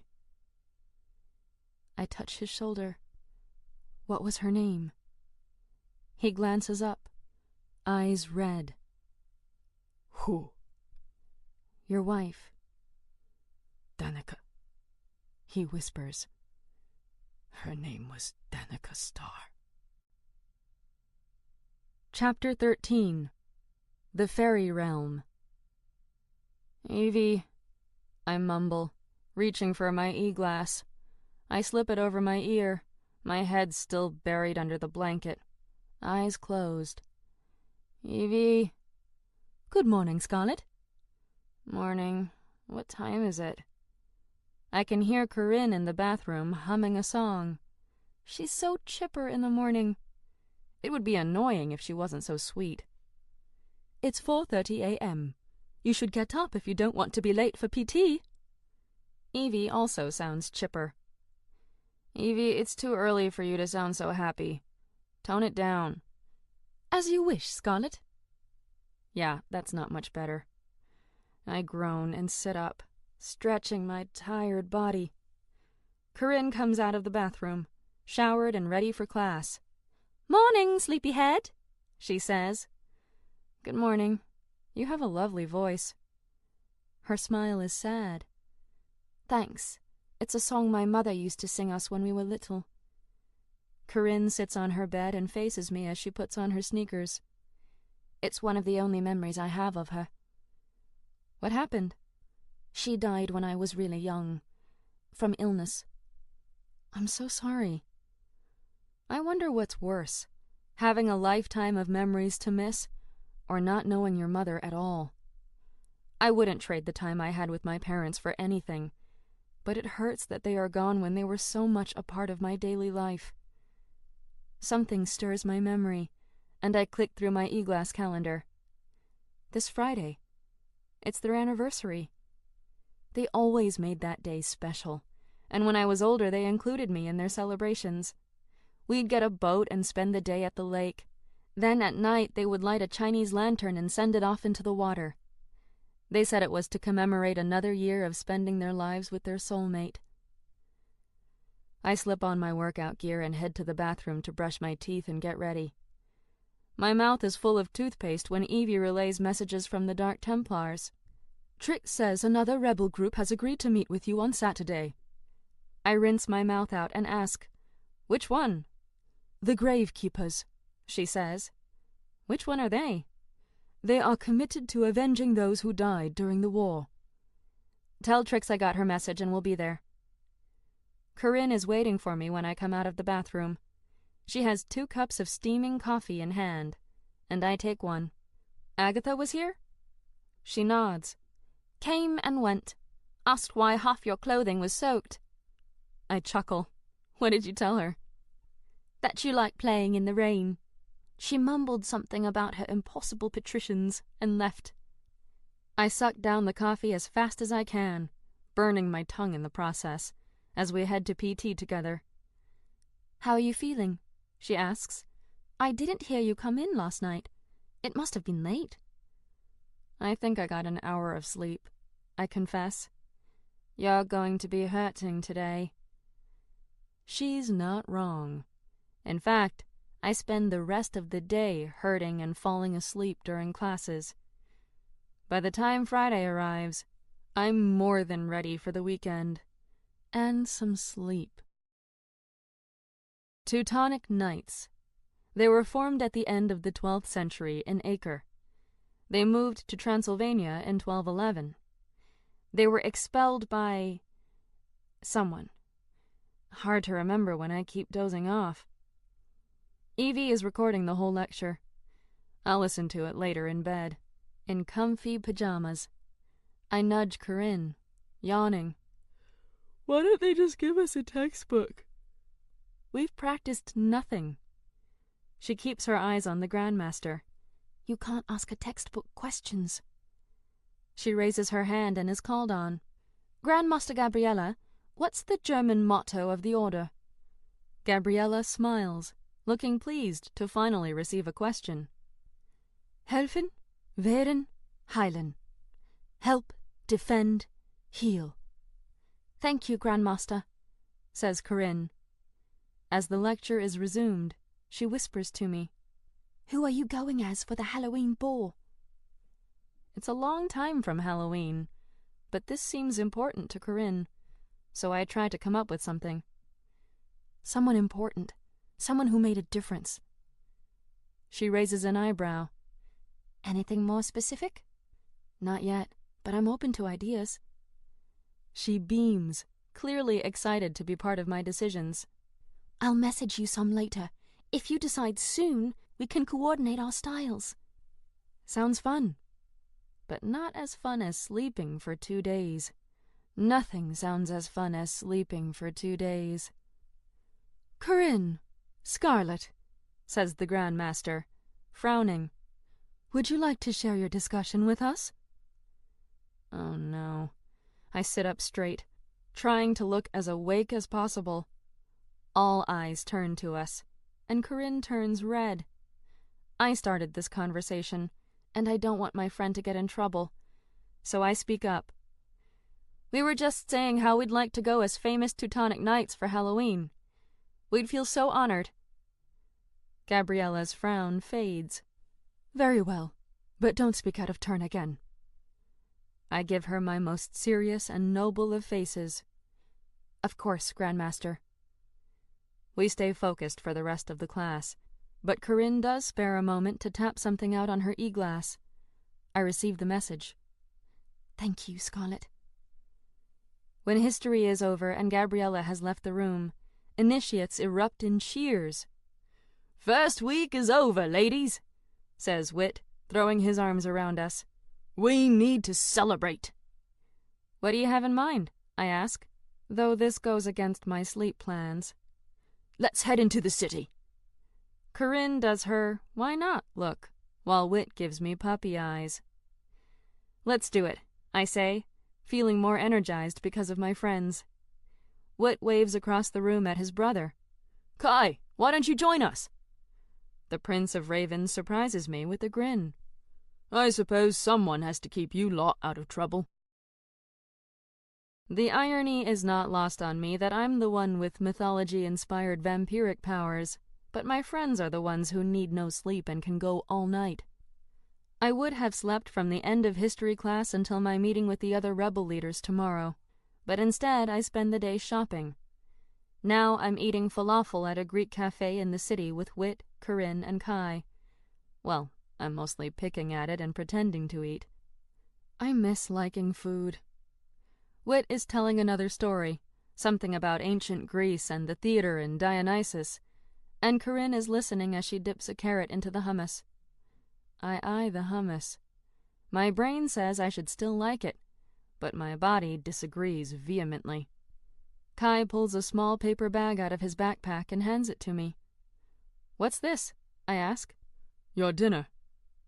Curious, I open it and find a bag of marshmallows, a chocolate bar, and Life Force. I look up in surprise. How did you know these things are my favorite? He rolls his eyes. It's not that hard to figure out if you pay attention. So you've been paying attention to my eating habits? I ask, stuffing a marshmallow into my mouth. Someone has to. Should I be worried? I chew and swallow. About what? About you. You don't eat much, but you're training pretty hard. I know what grief can do to a person. Starving yourself isn't going to help. I would laugh, but he's so serious and so sincere that I can't. It's true my appetite has been finicky since my parents died, but I assure you I'm healthier physically than I've ever been. The true threat to my health isn't lack of food, but lack of sleep. A girl needs her beauty rest. I say this last part in jest, but he cocks his head and stares at me, a serious expression on his face. You're beautiful enough without it. I've just stuck a piece of chocolate in my mouth, and I almost spit it out in surprise. I'm spared from a response when Wit stands, claps his hands, and declares, It's time to drink and be merry, since we've already done the eating part. For tomorrow we might die. And as everyone knows, it's best to die with a stomach full of ale, bread, and happiness. His words send a shiver through my spine, but I shrug it off. It's just an expression, not an omen. I hope. Corinne stands and grabs her sketchbook. And why are we dying tomorrow? Wit shrugs. Because it gives us an excuse to eat, drink, and be merry? I laugh and stand, grabbing my pack, which is now stuffed with new clothes I don't really need, but Corinne insisted would look brilliant on me. In her defense, she's right. They do, especially the cardigan I'm wearing now, silver with ultraviolet blue thread that glimmers and glows under certain light. It's made from a hybrid material that makes it soft but durable, and conforms to my body almost like a living thing. An Eden Fashionable, a brand I've never owned until today. Wit seems to know where he's going, so we all follow him. I'm pretty sure he has his e-glass set to find all the bars everywhere all the time. Must be a poet thing. Which I find odd, because in my, admittedly limited, drinking experience, alcohol does not improve one's ability to use words. We walk for over an hour, passing many pubs, bars, and clubs on the way. Corinne has given up on trying to draw and walk at the same time, after bumping into a few fairy fruit trees and getting the sticky, glowing fruit all over her sketch pad. That stuff never comes off. Kai is quiet as we walk, but I catch his eyes on me often, and I wonder what he's thinking. When Wit finally stops in front of a bar, I'm not impressed. From the looks on their faces, neither is anyone else. We are in a sketchy neighborhood, to start. Abandoned buildings surround us, and cars covered in graffiti line the street. I clutch my pack tighter and wonder if I need to be in Nightfall mode. The door to the club is unmarked, unless you count gang signs scrawled on it in spray paint. Wit. Corinne looks around like we're about to be attacked by thugs. Which, honestly, we might. This place is dodgy. Fear not, fellow travelers. I know what I'm doing. He knocks on the door, and a peephole opens. A voice on the other side of the door says, A knight in red must surrender. To a fairy by another name, Wit says. I raise a questioning eyebrow at Kai, who shrugs as the door opens and we enter another world. Wit raises his arms and grins. Welcome to the fairy realm, the most exclusive secret club in New York City. We all stand in stunned silence as we look around. It really is like stepping into a fairy realm. It's dark, but everything is aglow in light. Giant mushrooms grow from the ground and glow purple, pink, and green. Fairy fruit trees also grow everywhere, the fruit and leaves brightly shining. There's dancing in the center and a long bar to the right with drinks I've never seen before. We walk over, and Whit orders for everyone. "Give us the sampler platter," he says. "What's the sampler platter?" I ask. He winks at me and throws an arm over my shoulder. "You'll soon see." We find a table that's been roped off from the rest, and Whit pulls aside the rope and pulls a chair out for Corinne and me. "Ladies?" "Isn't this reserved for someone?" she asks. "Yes," he says, "for us." When our platter arrives, it's quite impressive. All of the drinks glow in different colors and have living edible fruit flowers growing out of them. I take a purple and pink concoction and use my tongue to tease out the flavors before I commit. The flowers taste like candy, and I drink it up greedily. "This is the most amazing thing ever," I say, already feeling a small buzz. A live band performs on a stage covered in living vines and more trees and mushrooms, their music pulsing, hypnotic. "How did you find out about this place?" Kai asks as he sips his drink. Whit grins. "I have my ways, brother." "Don't we need to show ID to prove we're at least 18 and legal drinking age?" I ask. Whit waves a hand at me. "Already handled." He downs his drink in one gulp and stands, tugging on his sport coat. "And now, the ladies await." He walks to the dance floor and has 2 girls dancing with him before he makes it all the way there. Incredible! "Your brother is certainly a ladies' man," I say to Kai. Kai smiles. "He is, but some of us prefer one over many." Corinne finishes her drink, her cheeks already pink, and she grins. "I think I'm falling in love with this place," she says. The music stops as the band leader takes the microphone. "We've just been informed that Princess Corinne of the House of Ravens is in the house." The crowd cheers, and Corinne looks up in surprise. "We're also told she has a beautiful singing voice. Who wants the princess to come sing for us?" Again the crowd erupts in cheers, and they split down the middle to give Corinne access to the stage. The lead singer, a tall man dressed like an elf, smiles and holds out a hand. "What do you say, princess? Care to share your music with us?" She shrugs and stands. "Sure."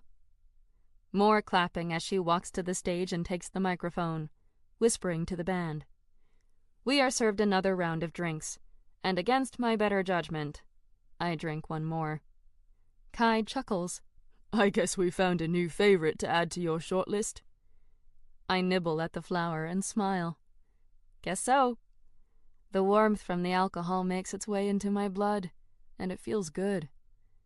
He leans back, his purple eyes amused. "I'm guessing you've never been drunk." I sit up straighter to compensate for what feels like weightlessness. "I have been. My parents actually got me drunk once and did a training exercise with me when I was 16. They wanted me to know what it felt like to think and work while under the influence." "Your parents sound interesting." They were. A new song starts, and Corinne begins singing. She's amazing. Her shower humming was nothing on her live performance. She owns the crowd, the stage, everything, with a haunting melody in another language. Kai grows still as he watches his sister. "I'm surprised she remembers that song." "It's the one your mom sang?" He looks at me in surprise. "Yes." "Were you very close to her before she died?" "I was, yes. Very." I reach out on instinct and take his hand. "I'm sorry for your loss, too." "Thanks." "Can I ask, what happened with you and your father? Why aren't you the crown prince, being the oldest?" Our hands are still touching, but I don't pull back. "He's never liked me. I think it's because..." His eyes look haunted as he pauses. "Because I killed my mother." "What do you mean?" He looks at me. "I was sick. Really sick. She nursed me back to health, but she got sick too. Only, she didn't recover like I did. It ate away at her until there was nothing left but her shell. She died in her sleep, and my father has never forgiven me. Kai.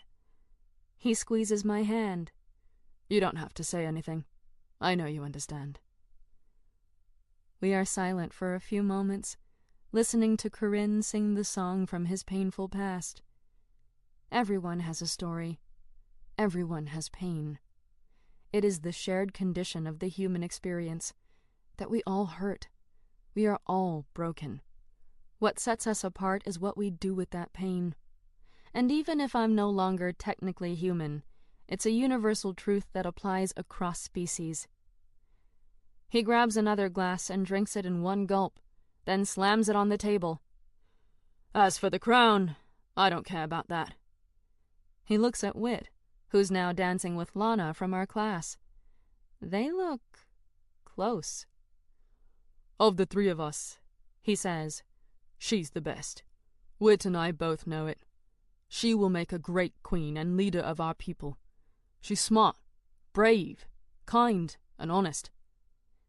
That's why you're at Castle V, isn't it? To look after them.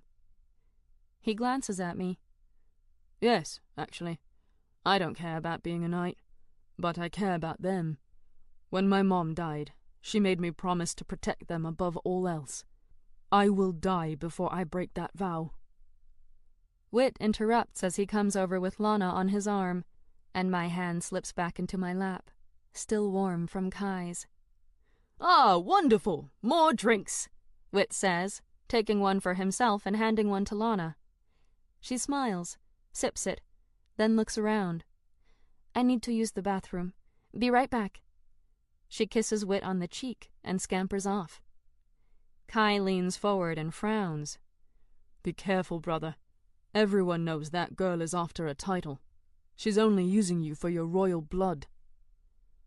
Whit's grin widens, and he holds up a drink. Excellent, because I'm only after those lips. We're all a bit tipsy as we leave the club and head to my apartment. I'd already looked up the directions so I wouldn't look like a fool when I took my friends there. But it's late. I'm tired. I've been drinking, and New York is a big place. So after turning the wrong corner and heading in the opposite direction, I stop, stumble into a fruit fairy tree, and try to focus my brain. Kai nudges my arm. You do know where you live, right? I narrow my eyes at him. Yes, but I'm still new here. Scarlet, Evie says into my ear, do you need help finding the apartment? Yes! Kai looks at me. Yes, what? Nothing, I say, as my AI and most favorite non-person ever rescues me from myself and talks me through the directions. I'm getting more and more nervous as we near the building. It's an impressive-looking complex in the heart of Tribeca, an artsy and very upscale neighborhood. Since I'm the only one here who grew up plebe, this probably impresses me a lot more than it does the royal and the rich, but even they look sufficiently pleased with the neighborhood. I love shopping around here, says Lana, as she hangs on Whit's arm. They have the best of everything. I nod as if I know or care about the best of everything. As we approach the complex, a doorman in uniform opens the door for us. He's an older gentleman, with a tailored look and kind eyes. Good evening, Miss Knight. It's nice to see you again. I cover the shock I feel with a smile. Good evening. Thank you. He casually taps his name badge, and I realize he must be in the employment of Zoran or Carter. Jaspin, thank you, I say. These are my friends. We take the elevator to the penthouse apartment, which requires a special key, and we step directly into my apartment. If having a doorman I've never seen recognize me was a shock, seeing my apartment is triply so. It's decorated exactly as I would have decorated if I'd had time and money to do so, with brightly colored accents and deep, overstuffed furniture. There are books lining the walls, and a few really beautiful framed photographs of aerial shots of Montana. There's even a portrait of me with my parents hanging on the wall. It stuns me to see them, in color. All of us together. I choke back tears and stare too long. The alcohol in my system makes it harder to mask emotion, to stay calm and centered. It's all bubbling up inside me like a pot set to overflow. Kai stands behind me and places a hand on my shoulder. They look like good people. I'm sorry. I turn to look at him, because I can't look at the picture anymore. They were. I miss them. He nods. I miss my mother even still. Time doesn't heal all wounds, but it does make them easier to bear. A pillow hits the back of my head, and I turn and see Whit grinning like a drunken fool. Got any booze in this swanky place? I laugh and head to the kitchen. I can't remember. Let me check. Though it's not going to involve any fairy magic. I can still feel those drinks in me, and I'm convinced it's not just alcohol that's making the world so Monet-like and super emotional. Corinne tugs at my hand. First, show us around. Oh, sure. Okay. We walk through the apartment, which doesn't take too long. The suite boasts a large gourmet kitchen and spacious living room with a fireplace, and a beautiful bedroom with just the right amount of lived-in mess. A few clothes in my size and style are tossed to the side of the bed, and a hairbrush with strands of what looks like my hair sits on the dresser. It's all kind of creepy and incredibly detailed. There's a spare room that's been converted into a study and 2 washrooms, one in my room and one for the guests. We go back to the kitchen, and I find some expensive bottles of wine and glasses. With drinks in hand, we walk onto the large balcony overlooking the city. The lights blink at us from a distance, and everything sparkles. The world is so beautiful sometimes. It's only up close that the ugly shows. Whit sinks into one of the lounge chairs, pulling Lana to his lap. Corinne takes a seat next to them, but Kai stands by me as we sip our wine. I kind of love my apartment, as it turns out, and might have to find time to visit it for real. We spend the rest of the evening talking about our childhoods and comparing stories. I'm amazed at the differences in our childhoods. They've led lives of expectation and privilege, but also with no privacy or freedom. For the first time, I'm glad my parents kept me from the orders for as long as they did. Being a plebe wasn't so bad, though of course I'm glossing over the despair, the poverty, the lack of food. Being a plebe for me might not have been that bad, but I'm starting to realize that my parents cushioned our low-class life with luxuries most weren't privy to. We leave the city before sunrise, as the deep dusk of night begins to give way to the blush of a new dawn. When we reach Castle V, I excuse myself. I need to get some air before coming to bed. Corinne nods, and Whit sings drunken songs about pirates and princesses. Kai guides his brother back to their shared room. I head around the castle to the water's edge.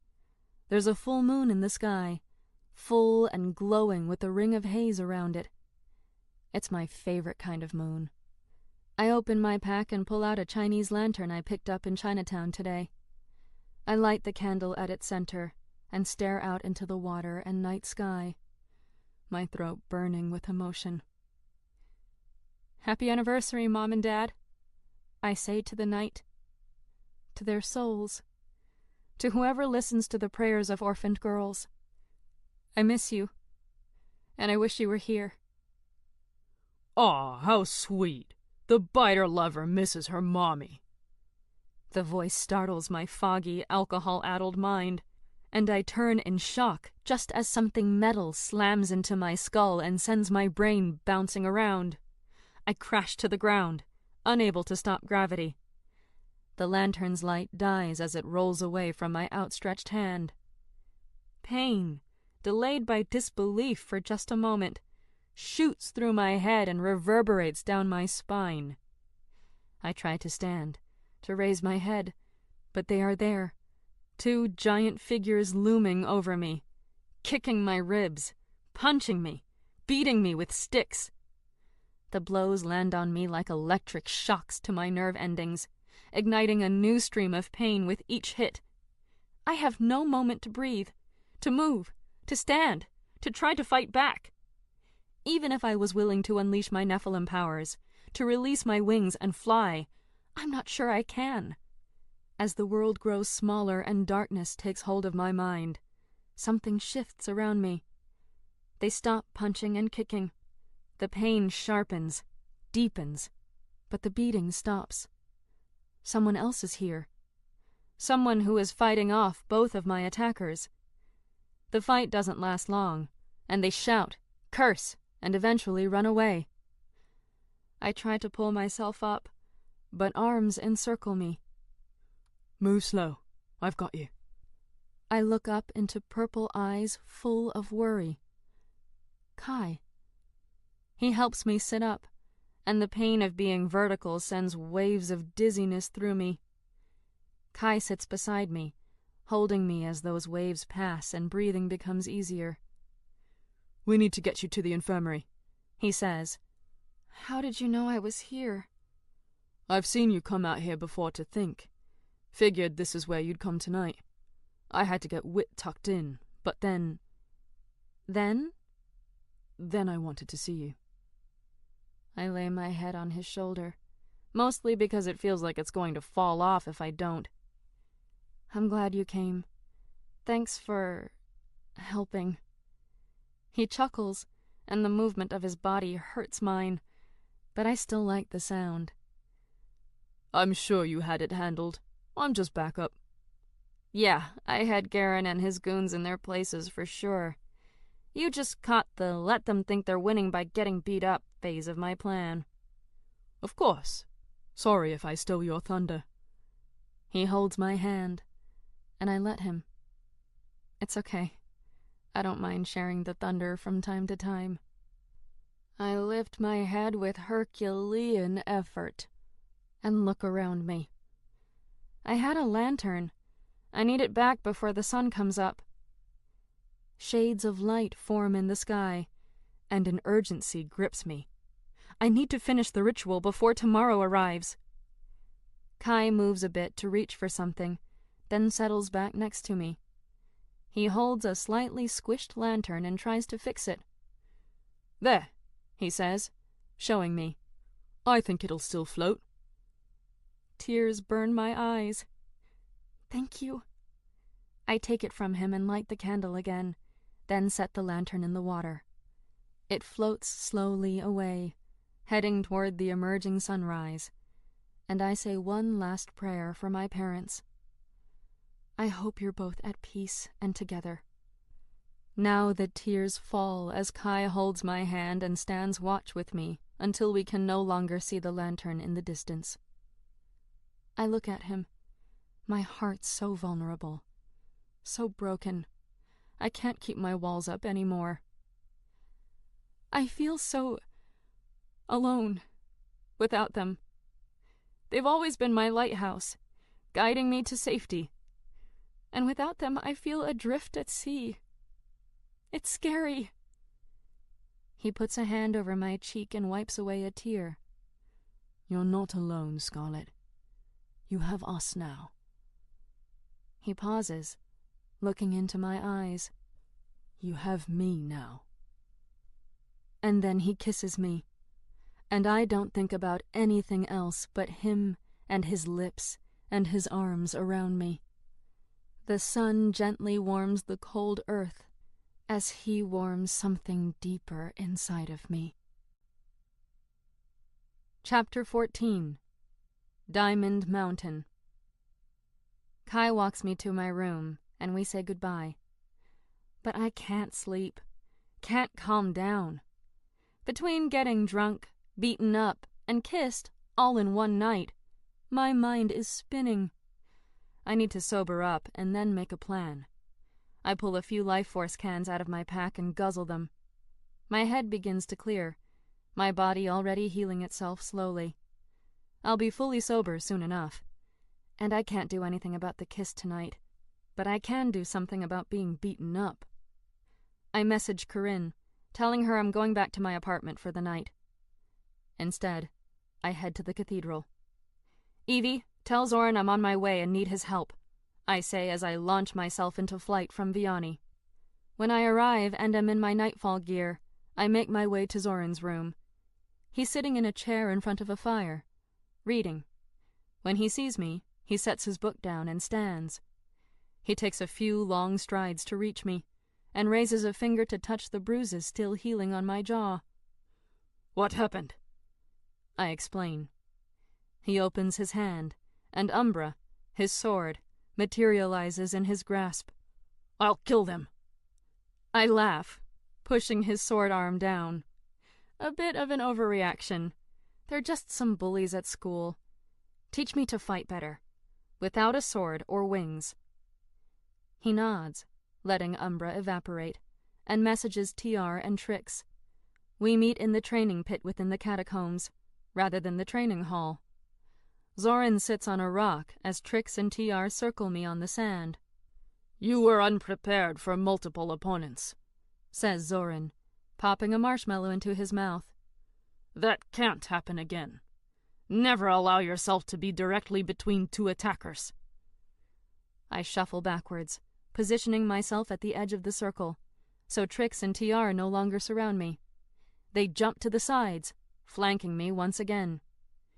Keep moving, says Zoran. Position yourself so they are in a straight line and can't both attack you at once.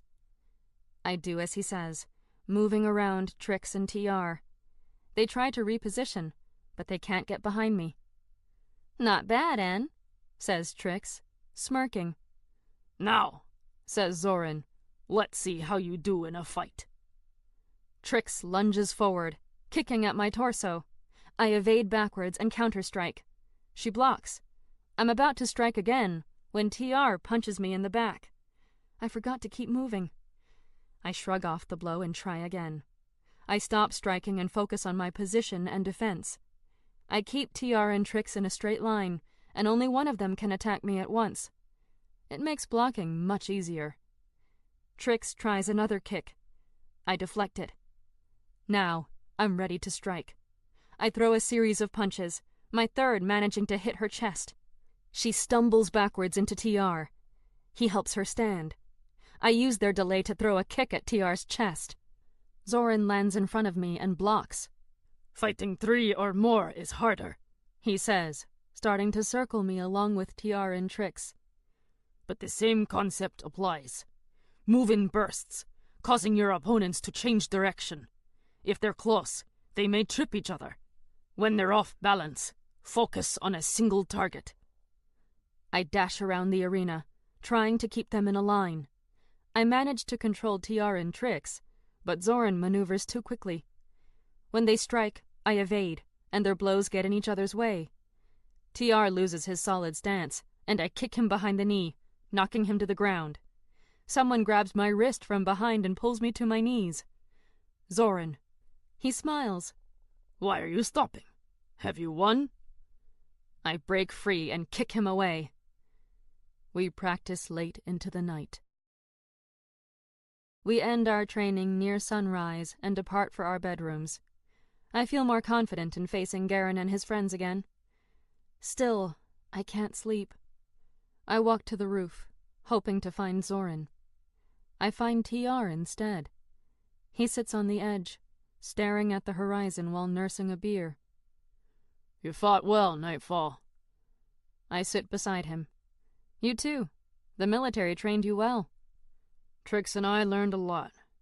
Too much, maybe. Sometimes the less you know, the happier you are. I understand.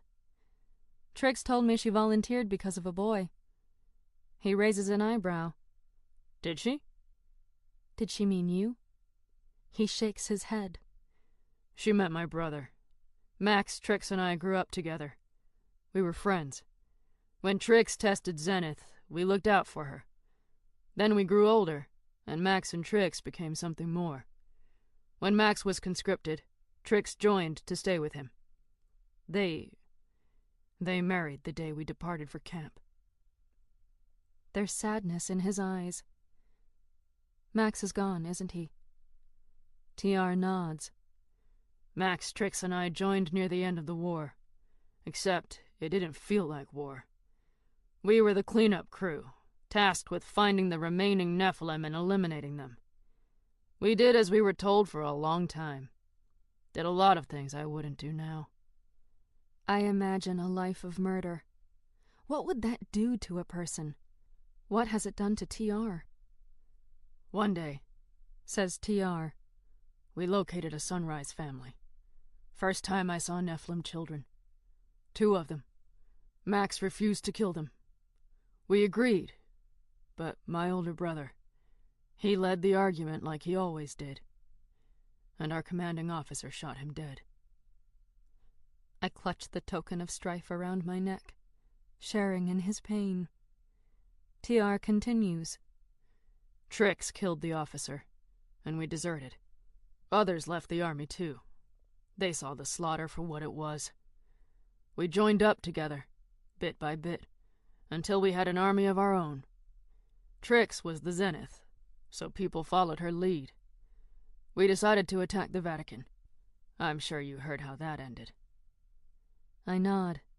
It ended in defeat. I'm sorry about your brother.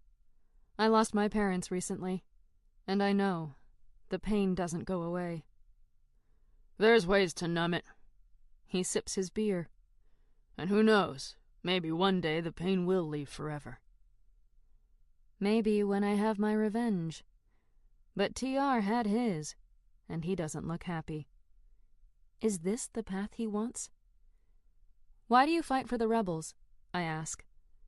He doesn't reply. It's for her, isn't it? I say. You volunteered for Trix. You're still fighting for Trix. He matches my eyes. She can't know how I feel.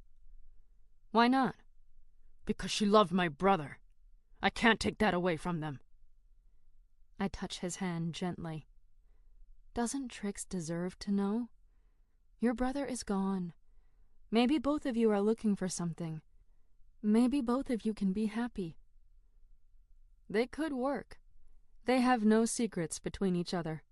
No politically conflicting life goals to get in the way. If I can't have a future with Jax, at least they should have theirs. He chuckles. That's what I like about you, Nightfall. You're always searching for a better day. Me, I'm content with where I am. You shouldn't lie to yourself. He drops his empty beer and stands. People like us, we all lie to ourselves. It's how we can kill and still sleep at night.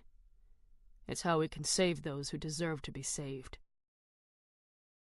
It's time to meet with the other rebel leaders, and I take a deep breath to calm my nerves. We chose a neutral location, the ruins atop Diamond Mountain. It's only a few hours from the cathedral and was once the meeting place between the Twilight Queen and the Four Orders. It's where the Nephilim War began. Moonlight shines off stone pillars that once made a circle.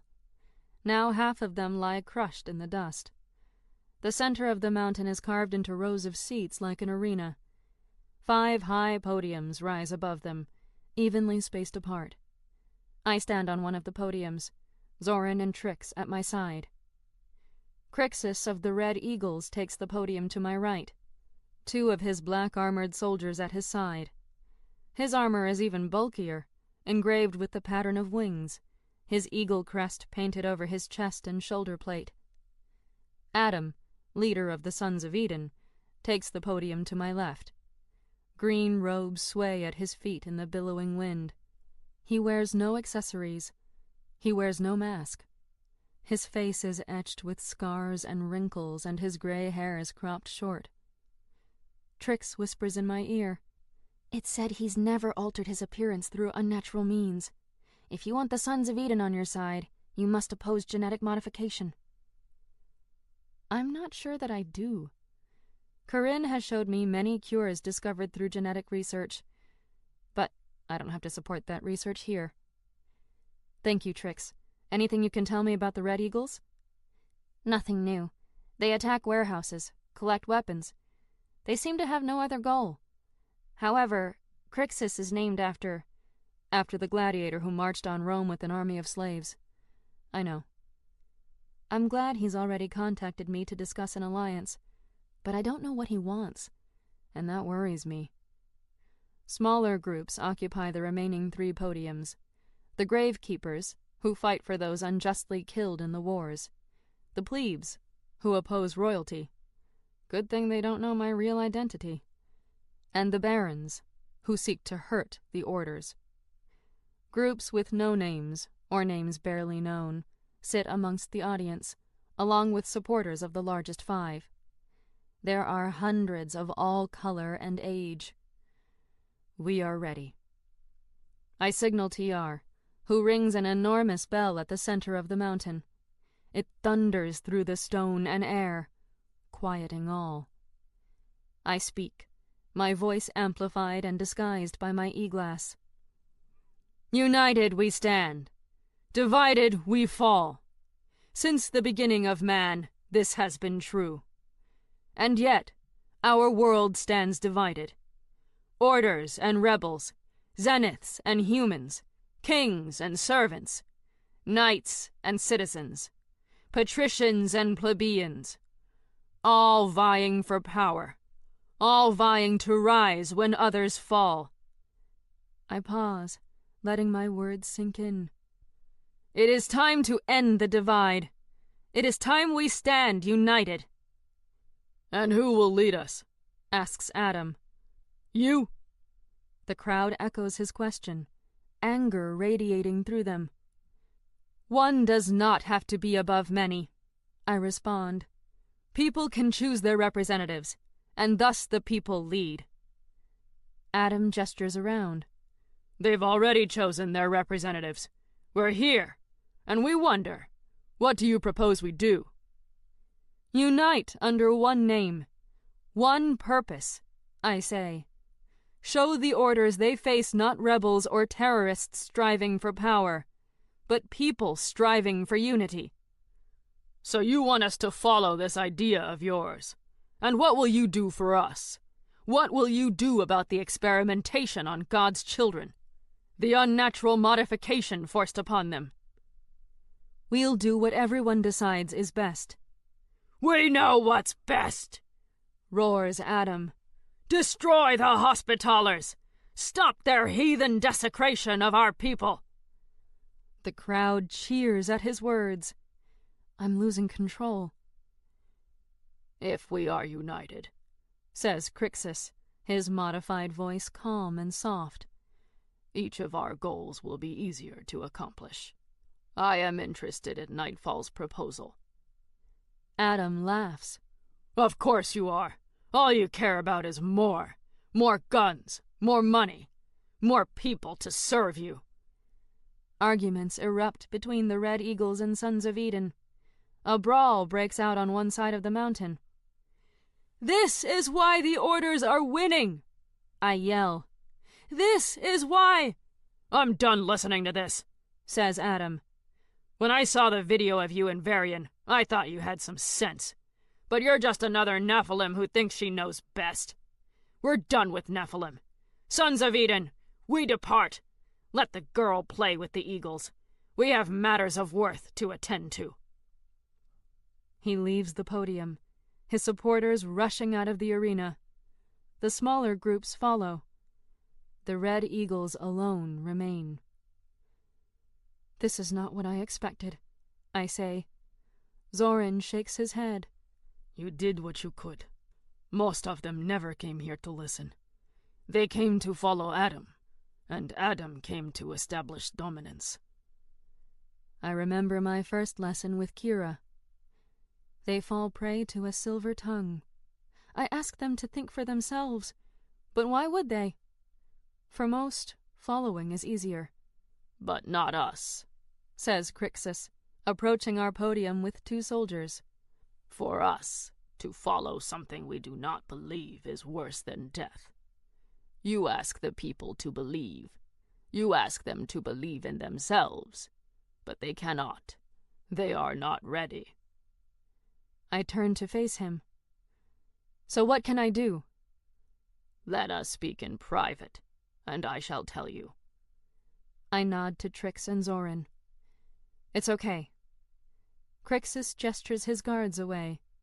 Trix and Zorin follow them, though I can tell by his rigid jaw Zorin is not pleased. Crixus sighs, sitting on the short stone wall around the podium.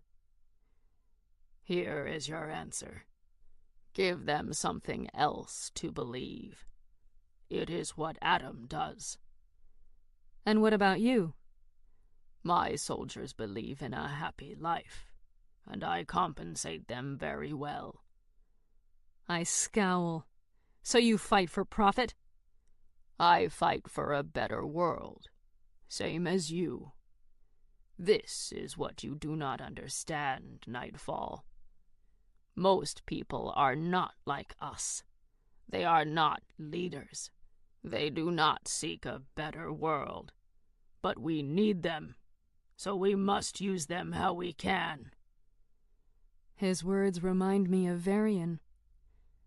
I believe people are more than pawns in a game. Tell me, Nightfall, are children not pawns? Are parents not kings? Do they not guide their children to a better life? Until the children are developed enough to make their own choices. He shrugs, his armored suit clanking. And what is developed enough? I almost say when a child becomes an adult, but I've known children with more sense than adults. Crixus continues. Most people are like children. I guide them to a better life. It is my responsibility. Even if they don't like me. Even if they don't listen. I've never thought about it that way. Are some people truly meant to guide others? You and I, we must be parents. We must do what is needed. I lean against the stone wall. And what is that? Before I tell you, you must tell me something first. How did you make Ragathon stop his forces during the shadow of Rome's escape? I distracted him. Really? Did you not order him to stop with your ability? I flinch. My ability is my greatest weapon in this war. It is my greatest secret. How could he know? I grab his arm, willing him to forget. I feel nothing. You attempted to order me now, didn't you? I jump back, drawing my sword. You have nothing to fear, he says. I heard of this gift during the war. It will not work through such thick armor, but it is required for my plan. I lower my sword, but only slightly. What plan? He picks up a pebble. The people have a father right now, but he is not like you and I. He is not a good influence. The Pope? Crixus nods. We must guide him. He crushes the pebble in his fist. We must control him. Chapter 15. Thane. Crixus refuses to divulge more of his plan until later, but promises to keep in touch. I arrive back at the castle late Sunday night, crawling into bed quietly so I don't disturb Corinne.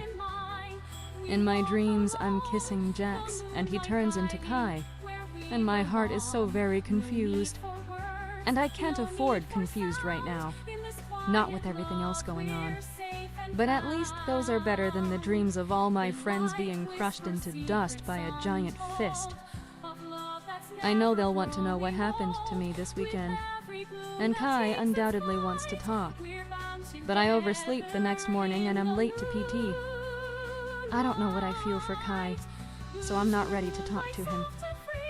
What I need is some good old-fashioned vengeance, which is what I'm going to get today in combat class. But when Varian shows up with his new assistant by his side, my heart sinks. I hiss in Corinne's ear. "Isn't that Thane? The jerk you grew up with who harassed us at the theater?" She nods, looking equally unhappy. In fact, none of my royal friends look thrilled that Thane will be a new regular in our lives. I trust you'll give Thane the respect he deserves while he's working with us, Varian says. I snicker under my breath. I can give him what he deserves. No problem. We might just have different definitions of what that is. When Varian announces he has a meeting and is leaving Thane in charge, I want to ditch class. But I can't, because once free sparring time comes, I pounce. I'd like to do the first duel, I say. Thane sneers at me. Fine. Who do you challenge? I look around the class and spot my two assailants. Garen and Bart. Garen and his buddy turn to look at me. Garen with a gloating smile. Come get it, honey. I'll take you on any day and leave you wishing you'd never come here. Kai frowns and looks like he's about to stop me, but I shake my head slightly. I need to do this. I'm ready. Thane allows the fight, probably because he wants to see me lose. The two goons come to the middle with me, and we begin. They try to surround me, but I use what Zoran taught me to keep them in a line. I feel my power pouring through my veins, but I don't let it out in a great show like before. I let it trickle into me, giving me an edge of speed, of strength, of faster reflexes. When Garen and Bart run into each other, I kick them in the knees, knocking them both down. While Bart limps off to the side of the sparring circle, I focus my energy on Garen, who stands up, no longer wearing his cocky grin. When I knock him to the ground again, I lean down with my hand on his throat. I lower my voice so only he can hear me. If you ever touch me or my friends again, I will end you. Got it? He doesn't respond, and I press my thumb into his trachea, cutting off airflow. Got it? He nods, his face a vision of hate and loathing as he struggles for breath. I pull away, and he sucks in air. And then something hits me in the back, and I fall into the dirt. I look up to see Thane smiling at me. And now you're dead, Knight. Do you always have to rely on surprise attacks from unarmed opponents to win? I glare at him. He tosses me a sword from the rack, and I catch it by the hilt. Fight me, then. Gladly, I say, getting into position. It takes him under 2 seconds to disarm me. It's so fast I'm not even sure how it happened. Pick it up and try again, he says. I let the anger fuel my strength and try again. He disarms me even faster. He does it again. And again. I'm nearly in tears from frustration and no small amount of humiliation. I have to beat him. But I can't. I'm not good enough. And everyone here knows it. Enough! Kai steps into the sparring circle, his own sword drawn. Thane looks over at Kai, the same disdainful expression on his face. Well, if it isn't the Prince of Ravens coming to rescue the damsel in distress. He looks back at me, leaning in close. As he speaks, spittle from his lips sprays over my face. I don't need a sucker punch to win, but I will win. Make no mistake. I will always win, and I will use any means necessary to do so. I fidget with the stylus for my tablet, tapping it against the desk as I think about my next step. Corinne sits beside me, dropping her tablet on the desk, and Whit flanks me on the other side. He's a jerk, Whit says. Corinne scowls at him over me. Be nice. He's just... Whit raises an eyebrow, and she sighs. Okay, he's a jerk. I know it was rough for him growing up with royalty and having the stigma of his family's betrayal. He was such a sweet kid. It's sad. But he shouldn't have treated you like that. He was right, though, I say. I let my guard down. I can't do that again. I need more training. Ragathon walks in, Kai following behind him. As Kai slips into the seat behind me, he tugs at my ponytail like a kindergartner. I turn to him, and he grins. Let me cheer you up by taking you to lunch, he whispers. We all have to eat at the dining hall, I remind him. He frowns. I see you'll need more creative persuasion. I must think on this. He leans back as Ragathon starts the class, and I can't help but smile a little, even as an idea comes to me. Kai's at the top of the class in combat. Even Thane seemed reluctant to fight him. And he is Varian's son. I could learn a lot from him. As we head to lunch after class, I tug at Kai's arm. Can we talk alone for a second? Wit and Corinne smile and nudge each other. I roll my eyes at them. Kai nods, and we walk toward the courtyard. You were studiously avoiding me during PT and classes this morning. Have my natural charm and good looks finally persuaded you to see the light? I laugh. Not exactly, but I need your help. So, we're not going to talk about the kiss, and about what's happening between us? I can't tell if he's teasing or serious, but I'm not ready to talk about it yet. Not now, but we will. Eventually. I just need time. Okay, fair enough. What can I help you with? I need to learn to fight better. I don't like losing. That fight with Thane wasn't a fair match, and he knew it. He's been training as a knight since birth. He was showing off and bullying you. I stop walking and turn to face him. But he wasn't wrong. I couldn't defeat him, even when he made it fair. Despite my extra strength and reflexes, I'm not good enough.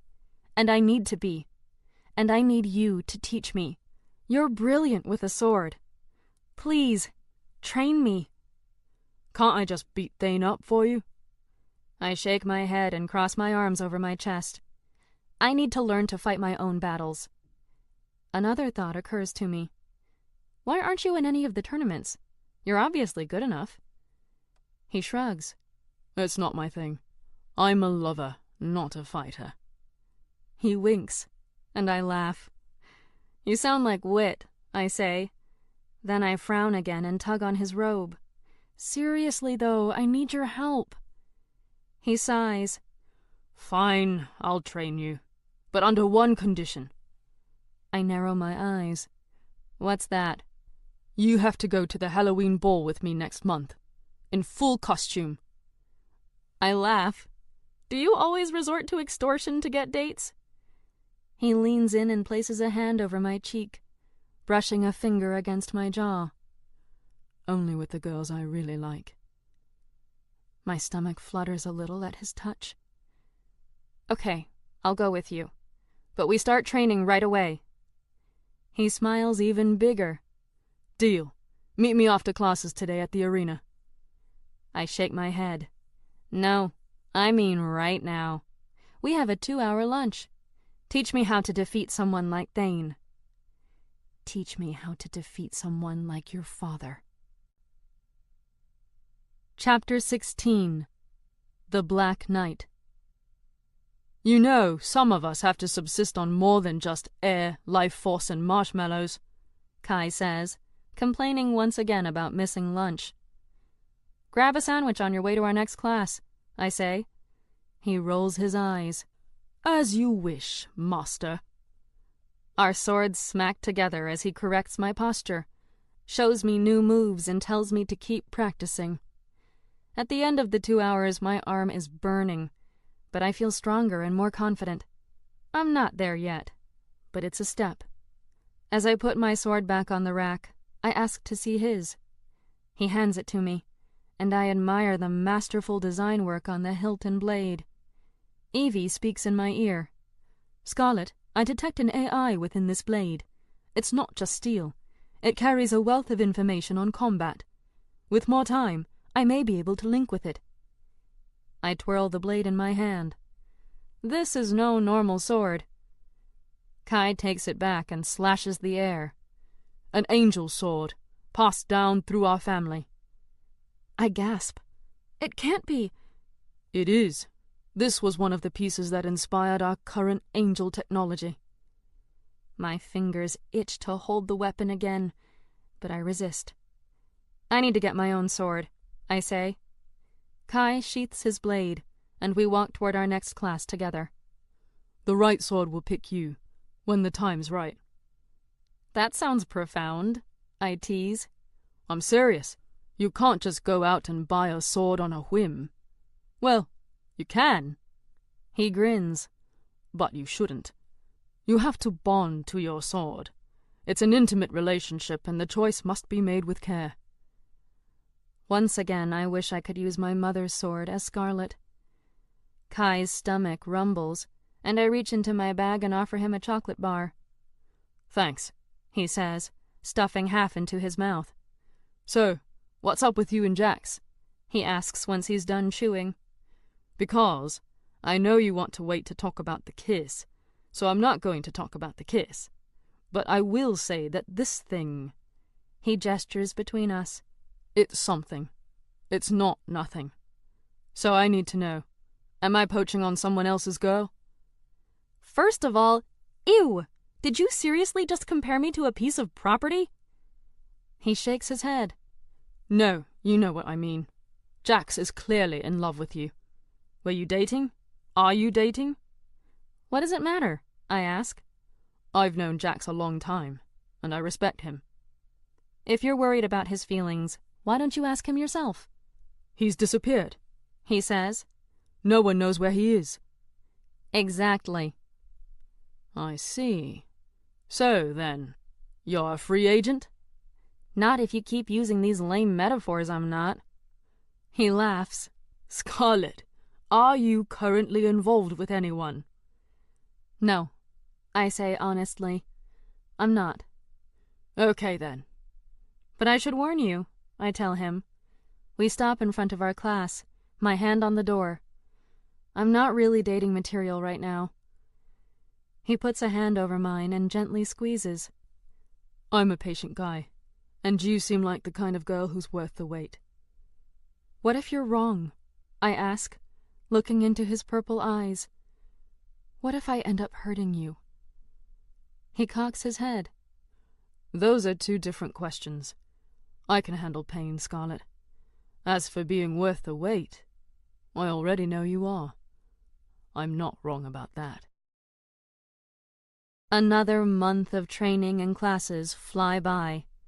The deeper I get into life at the castle, the harder it is to get out to the cathedral as nightfall. But I've been doing my best. There's something all those comic books and movies don't tell you about living a double life. You don't actually get double time. I've had to feed from blood packs a few times just to keep up my strength. Between training in class, training with Kai, training with Zoran, and studying, not to mention trying to coordinate with all of the rebel groups, I'm chronically exhausted. My roommate keeps giving me the side eye, like she's trying to diagnose my mental illness. Agatha has to be suspicious about my schedule and wardrobe malfunctions after so much fighting and training. Just the secret-keeping part of my life is draining. Evie keeps me on track with a highly encrypted memory file of both my lives. I'd be lost without her. But right now, I'm not studying or training or plotting. I'm just hanging with my friends watching the tournament in the Initiate Hall and talking about the Halloween ball that's a few weeks away. I almost feel normal. But whenever I look down at my hand and see the missing scar, I remember I'm anything but normal. Still, I grab the happy where I can find it. And today I'm finding it in a room decked out in the best Halloween decorations I've ever seen, courtesy of Corinne, with Wit and Kai as her helpers. I'm leaning against Kai's arm, which is wrapped around my shoulder as we lounge on the couch. We're still stuck in this in-between thing. Not quite officially dating, but not dating. I don't know what it is. All I know is he makes me laugh, and I need more laughter in my life. And I haven't heard from Jax since he left. There will always be a piece of my heart that belongs to Jax. And I can't really be with Kai for the same reasons I can't be with anyone. I'm Nightfall. I'm enemy number 1. But I'm also just a girl who needs some happiness, some laughter, some kindness in her life. Kai offers that, and I'm too selfish to say no to him. You three really outdid yourselves in here, I say. Corinne used her own artwork, combined with pieces formed from Eden fashionables, to turn our hall into a goth-haunted manor. There are skeletons that turn their heads to follow you around the room, and bats perched from the ceiling that fly at you when you least expect it. There's nothing quite like waking up to screams in the middle of the night when a student ventures into the hall and is attacked by a not quite alive but far too real bat. Right now, Corinne is hand-painting parts of her Halloween costume, while Whit's eyes are glued to the tournament. 2 knights are fighting each other on a life-size E-screen, the sounds of their battle echoing throughout the hall. One is wearing black armor, the other blue. I still don't get why we can't know who's in the costumes, Lana says, leaning against Whit's arm.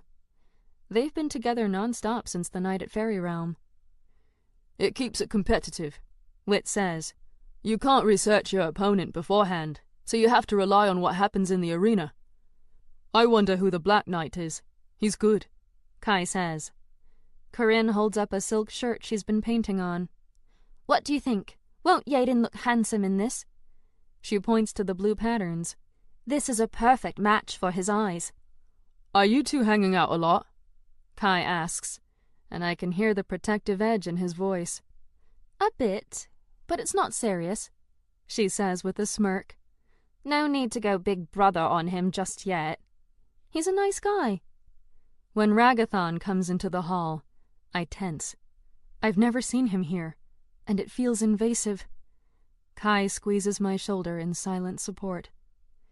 Corinne smiles at him, though, without reservation. Hi, Uncle.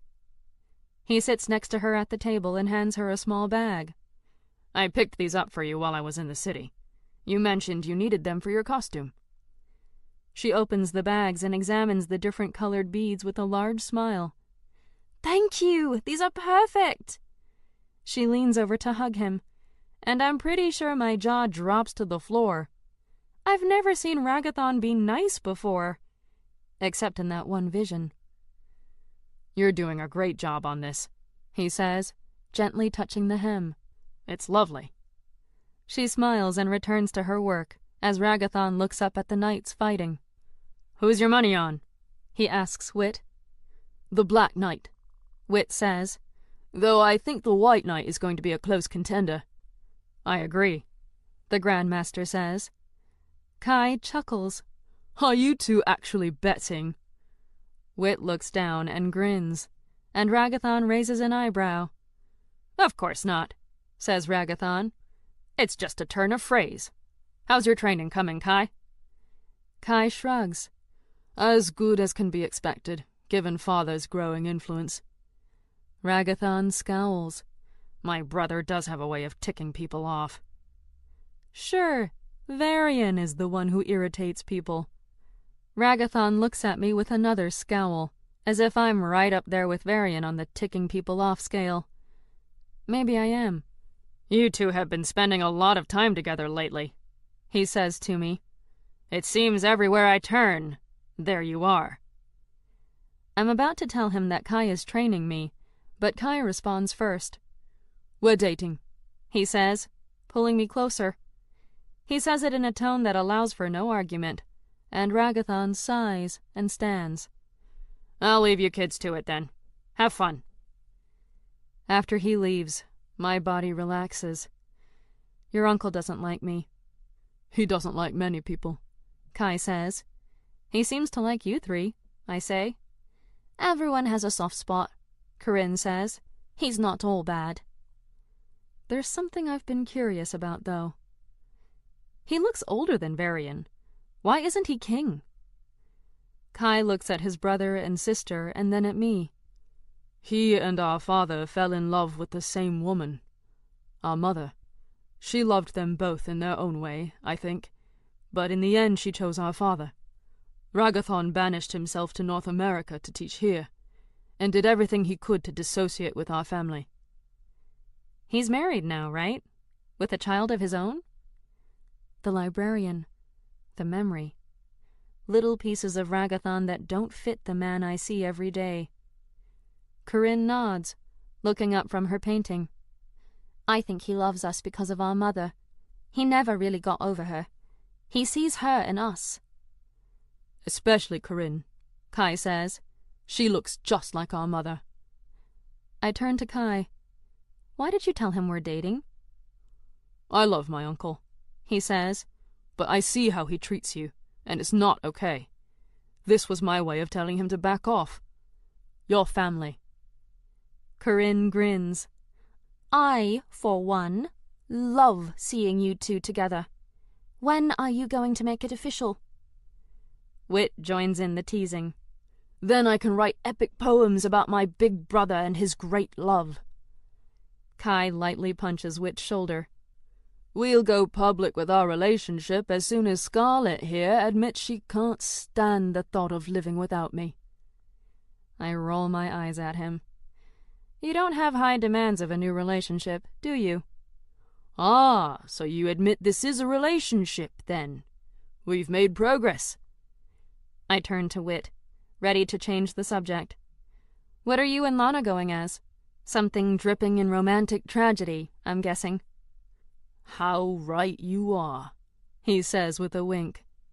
Lana smiles too, her dark eyes happy. We're going as Lancelot and Guinevere. What about you and Kai? What are you going as? We don't know yet, I admit. Kai nudges me. I wanted to go as Romeo and Juliet. But their love story is stupid and they both die like idiots, so no. Wit jumps up and shouts, and I look up to see the Black Knight winning another round. I cannot wait for December. This is going to be the most epic tournament festival ever. My mouth is full of chocolate when my day of lounging with friends is interrupted by a message from Zoran. Need to meet in Times Square. Important. I swallow too much at once and nearly gag. I text Zoran from my wrist keyboard telling him I'm on my way. Now for the hard part. I stand and stretch and check the time. Hey guys, I'm going to get going. I want to spend some time at my apartment this weekend, and it's already getting kind of late. Corinne frowns. You're always taking off alone. What do you do by yourself all the time? This is so hard. I hate lying, even though what I'm about to say isn't actually a lie. I'm sorry, it's just, I'm still dealing with a lot from my parents' death, and sometimes it gets to be too much. I'm not used to living around so many people. Keep in mind, I grew up an only child, homeschooled in isolated Montana. Wit shrugs. Fare thee well, lovely maiden.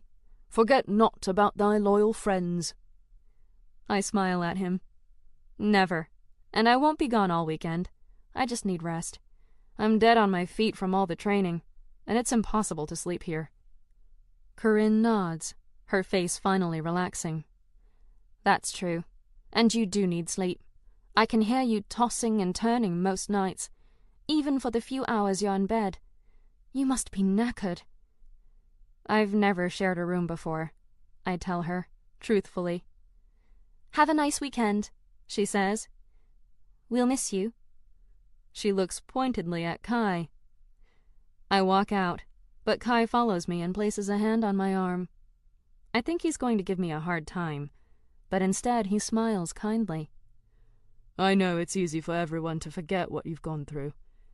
You handle it so well.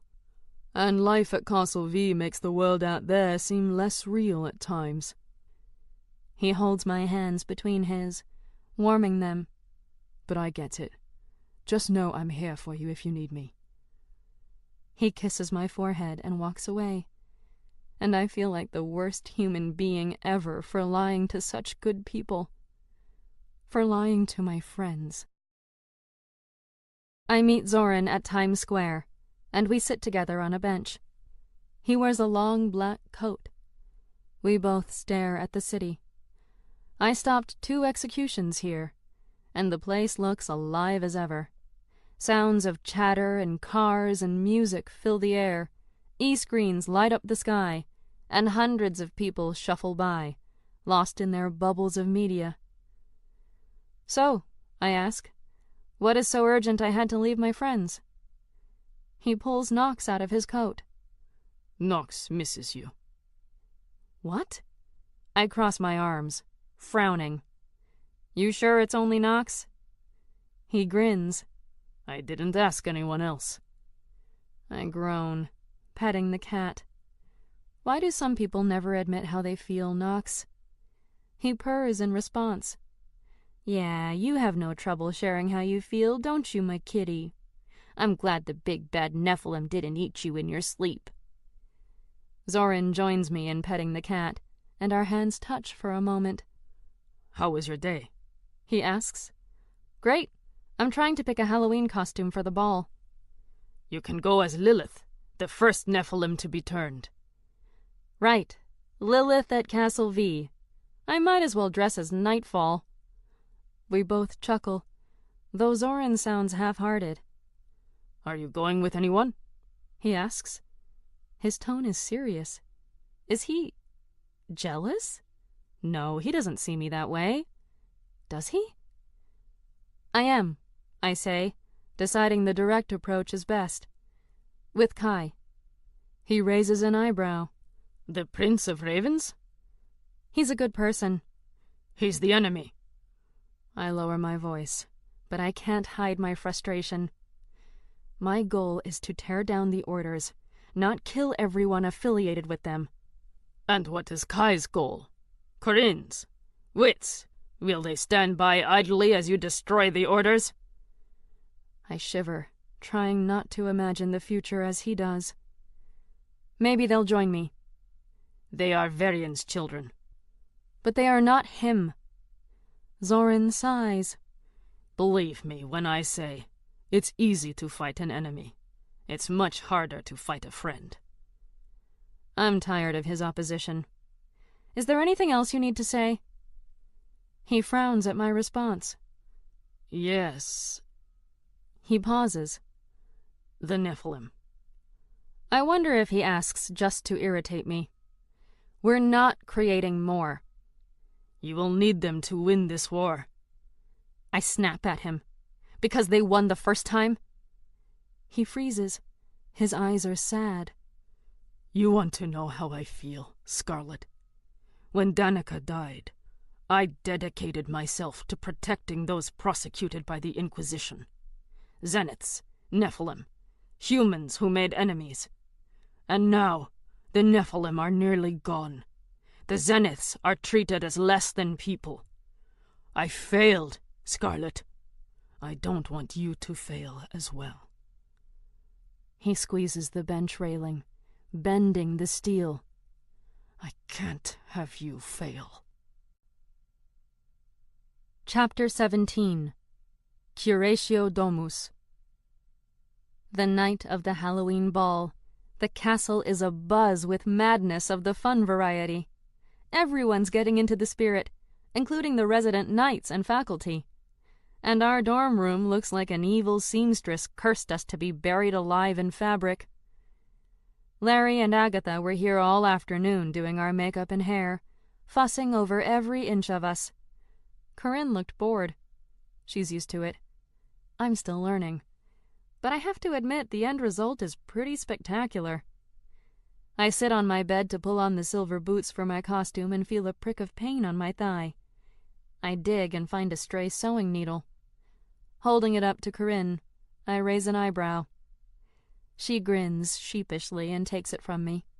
Sorry, I know it's a bit insane in here. I'll get it all cleaned up this weekend, I promise. I finish lacing my boots and stand to look at myself in the full-length mirror. It's okay.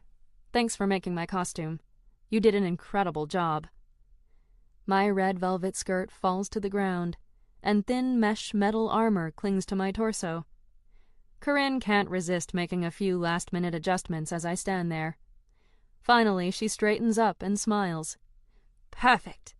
But I still wish you and Kai could have gone as something matching. I know, we've destroyed all your dreams, I say as I twirl to look at the back of my costume. You have.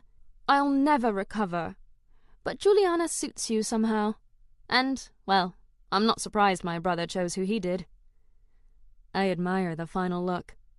the crimson cross hand-painted onto my thin breastplate and the fake sword hanging from my hip complete the look. The sword is impressive in its detail, and looks authentic at a glance, but it would break in a duel. I still haven't found my own sword, or, as Kai would say, my sword hasn't found me. Until it does, I'm stuck using the chipped swords from combat class. There's a knock at the door, and Corinne squeals. "They're here!" She's splendid in blue silk she painted herself, with Eden fashionable star flowers sewn into the fabric. They shimmer silver and blossom into star patterns that glow. She wears her hair long and white with streaks of blue, and horns stick delicately out of her forehead. Her ears are long and pointed, and a beautiful crown of flowers sits on her head. She's an elf queen straight from fantasy books. And as she opens the door, she greets her elf king. Yaden looks devastatingly handsome and exotic with his pointed ears and horns and long white hair.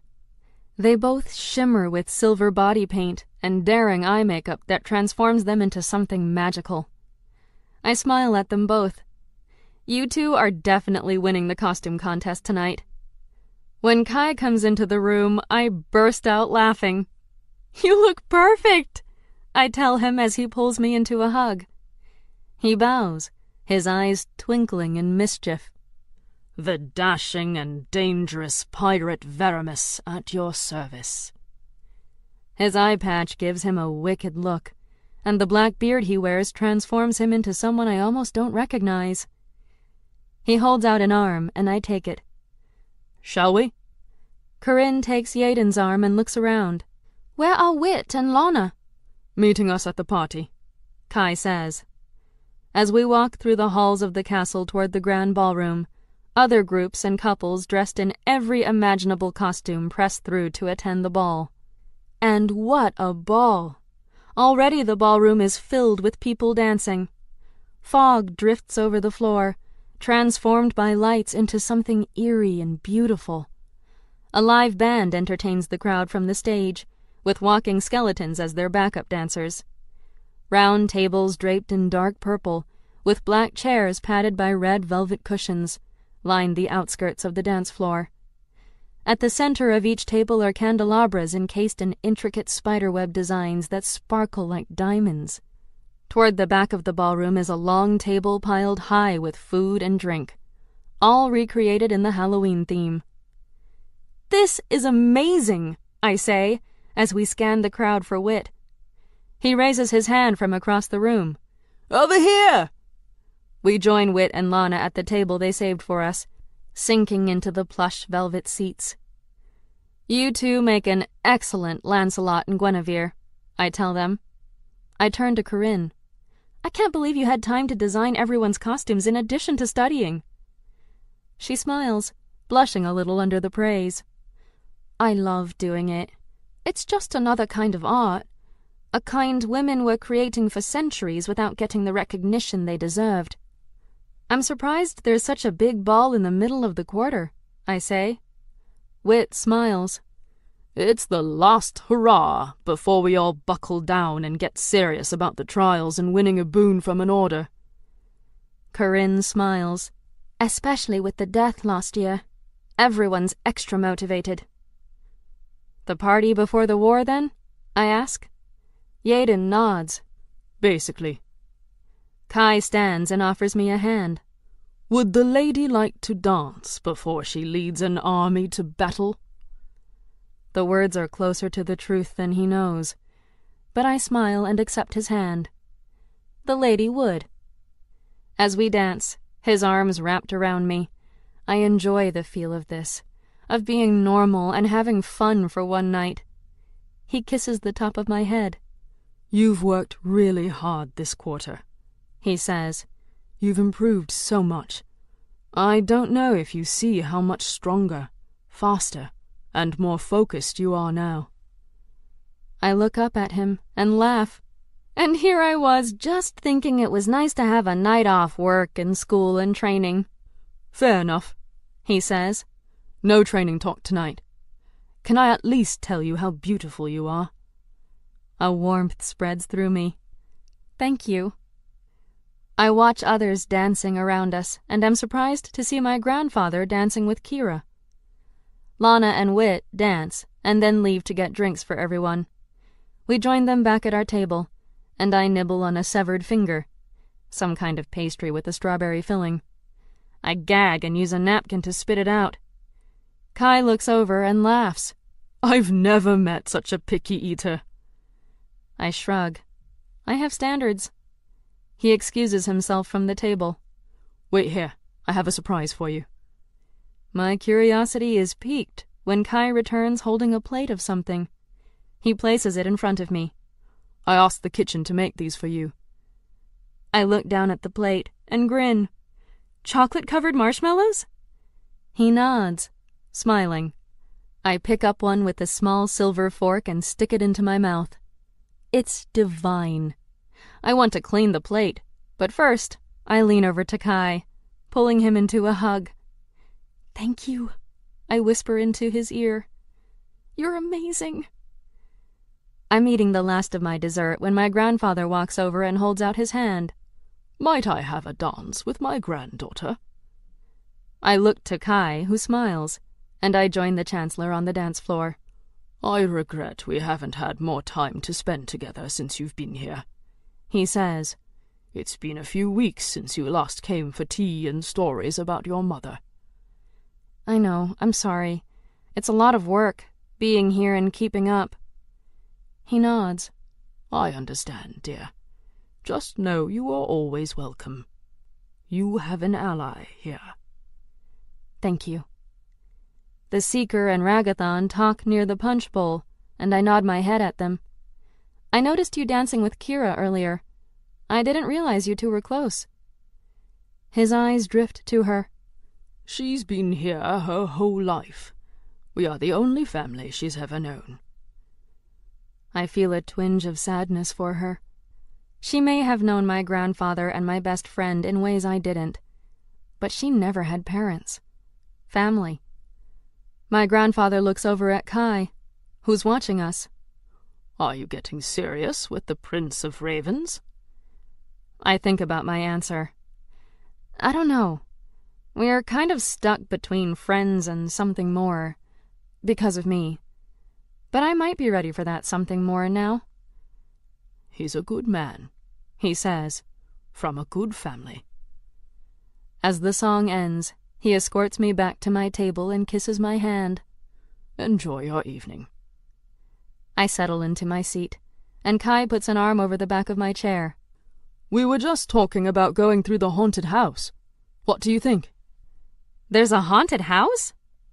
I love haunted houses, and every Halloween my dad would take me on a tour of them throughout our city. My mom couldn't stand them, so it was just us. I follow my friends eagerly and wait in line until our turn arrives.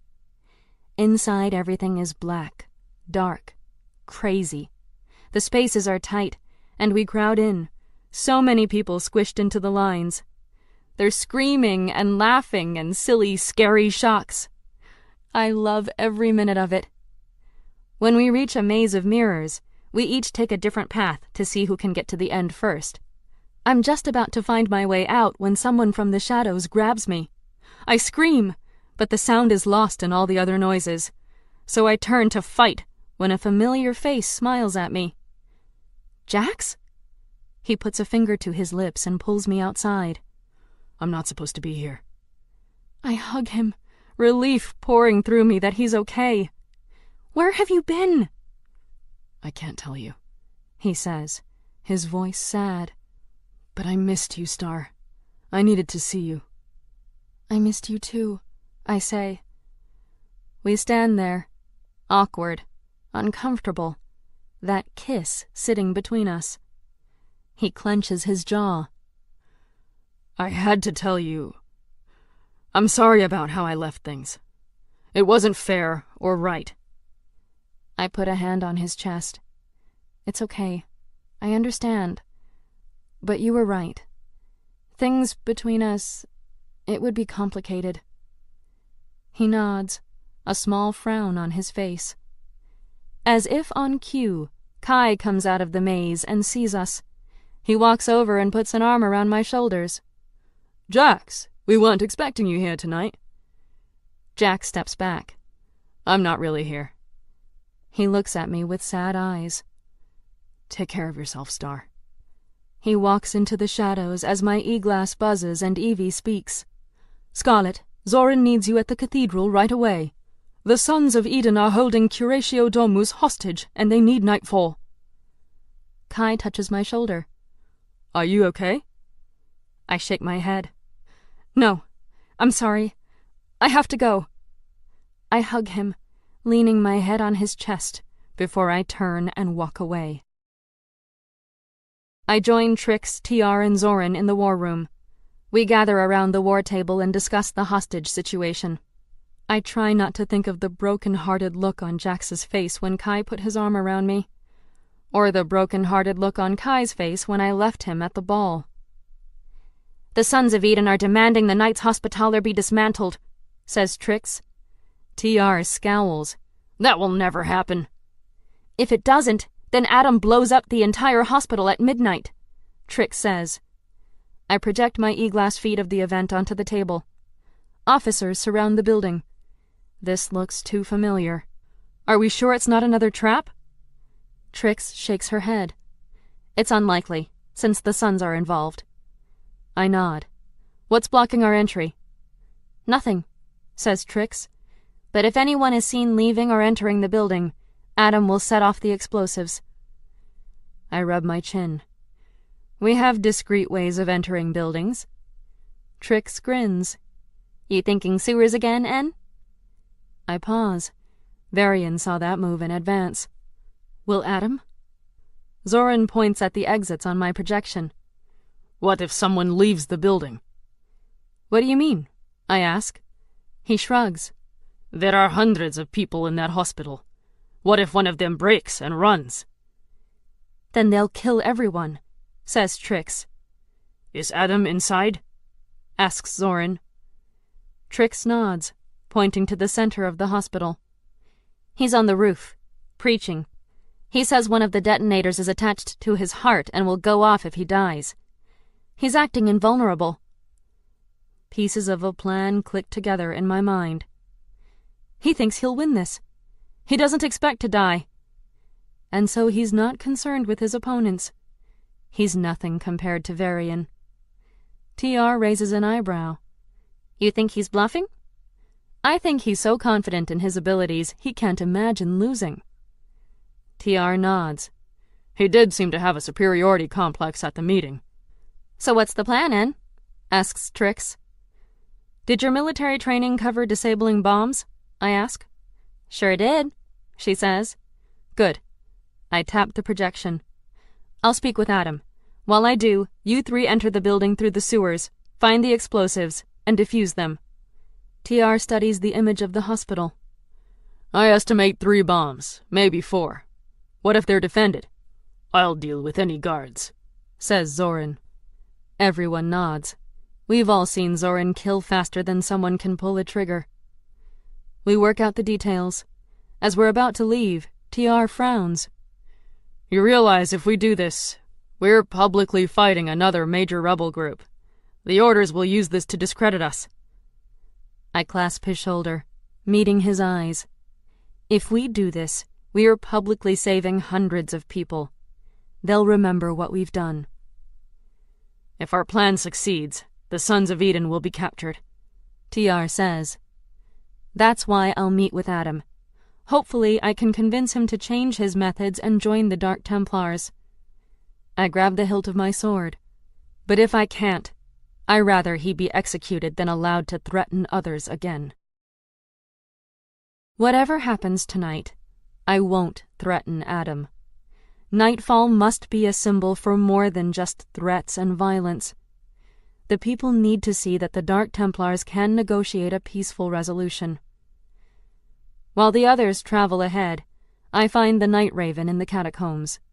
A black roof has been installed for the chamber since I was last here, true to Zoran's words. Evie opens it for me and sets a flight path for the hospital. En route, I ask Evie to contact Crixus. After a brief pause, I hear his voice. Nightfall, what a pleasant surprise. Crixus, I assume you've seen the news about Curatio Domus? Yes. We could use your help, I say. We cannot jeopardize our plans just to intervene in a dangerous and ultimately meaningless mission. Even if you succeed, you gain our cause nothing. If you fail, we lose too much. I want to argue, to point out why this does help us. But I don't think I will sway him. Nor will he sway me. So you won't help? No, and I would strongly advise you to stay out of it as well. Let the orders deal with it. I understand your position, but I'm still moving forward. I disconnect the call. We are nearly at the hospital when Evie says, "Scarlet, you have an incoming communication." "From who?" "Varian. He must have noticed the Night Raven." I freeze. Why does he want to speak with me? Put him through. "I see you emerge once again, Nightfall," says Varian. I keep my lips from shaking. "The Sons of Eden must be stopped." "Agreed. I will not oppose you." I can't trust him, but he has no reason to lie. "Keep the orders away from the building. I will defuse the explosives." "Very well."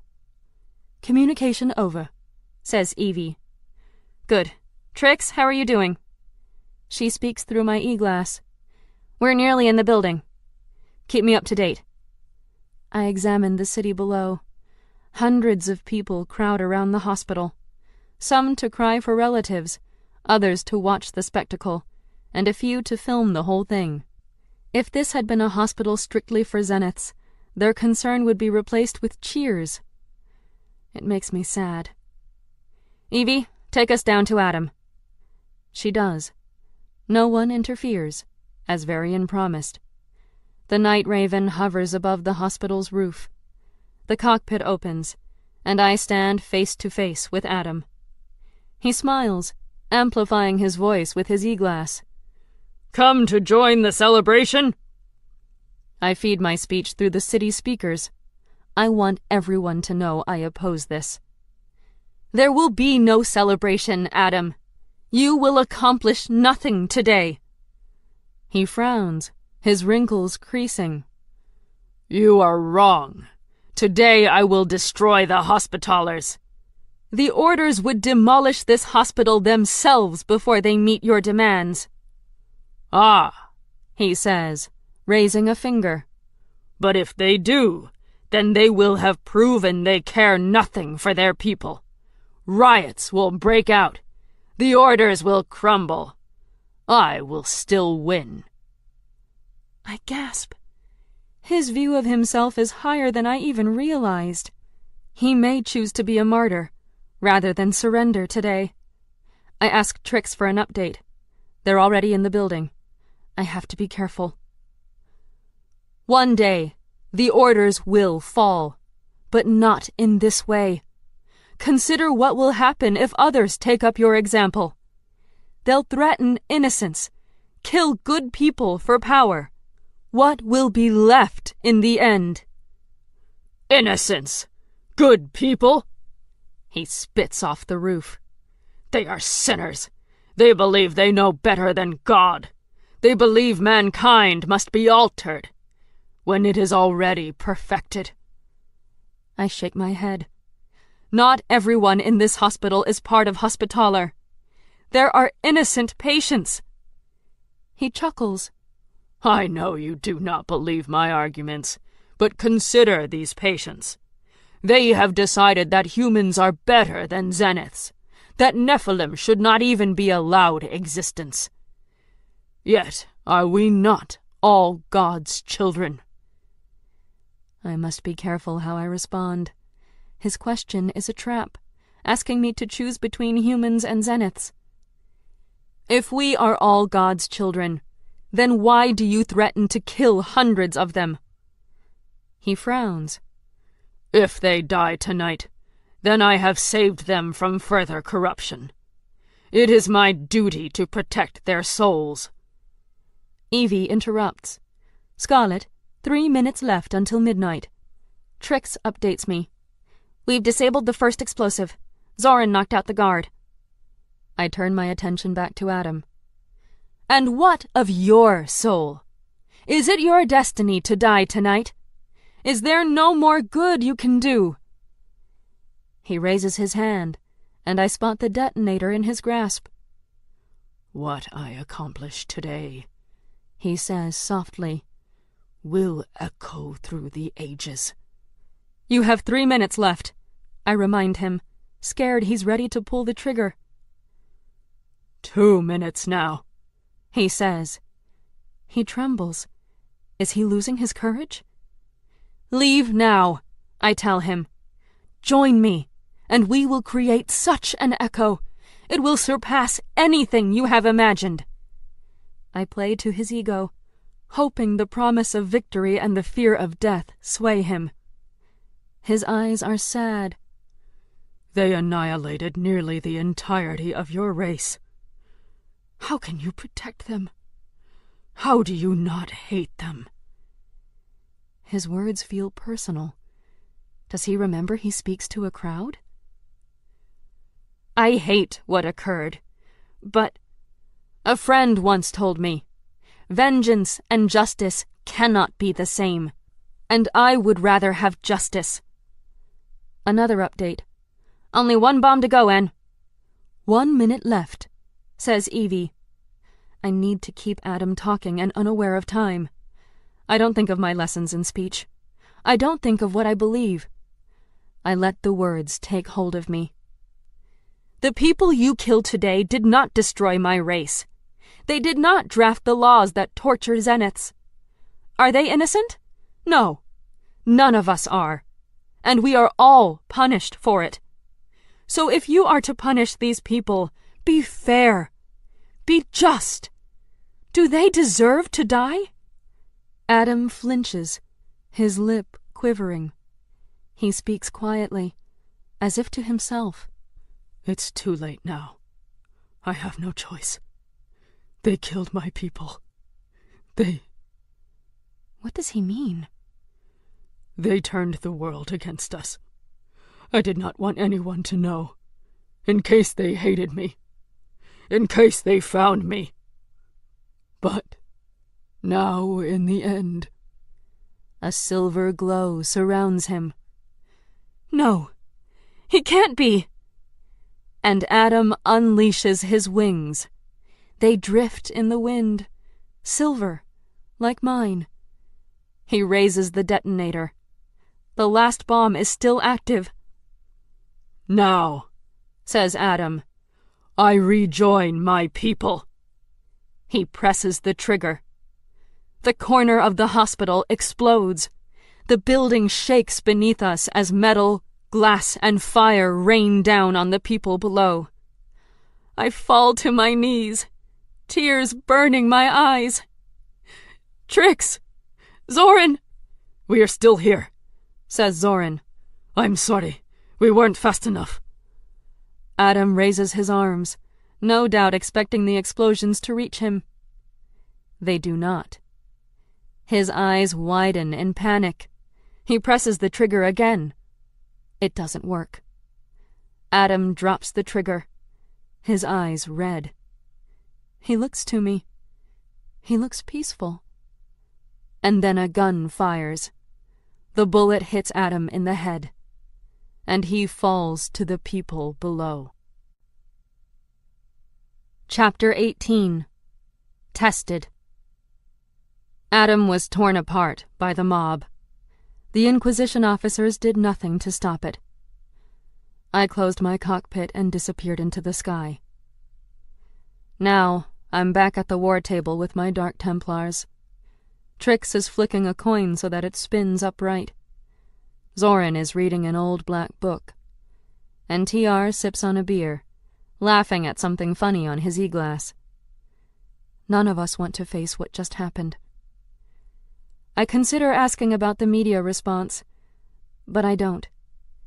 People died in that hospital because we weren't fast enough, weren't smart enough, and they died at the hands of a Nephilim. I've never felt great pain for the loss of Nephilim. I suppose I never truly considered them my people. But today, I saw that pain in Adam's eyes. The world did a terrible thing when it nearly annihilated my kind. I can't let it happen again. But today, there is no more work. So I allow everyone their distractions, because we tried our best. And tomorrow we will try again. Ours is a hard life. No reason to make it harder. It's with a heavy heart that I leave the cathedral and return to Castle V. Too many lives lost, all in the name of justice. I'm starting to wonder what I'm doing as Nightfall. Am I making a difference for the better? Or am I making everything worse? I just don't know anymore.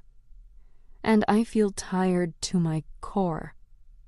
So tired. When I arrive at the castle, I find Whit in the common hall alone. He looks up when I come in. "Where have you been?" he asks. His eyes are red-rimmed and he seems angry. "At my apartment," I say. "I needed space after everything with Kai and Jax." "Did you hear about what happened at Curatio Domus?" I nod. "I came back as soon as I heard. Is Corinne okay?" Whit shakes his head. "No, she's not. She got a call from Sarah at the hospital.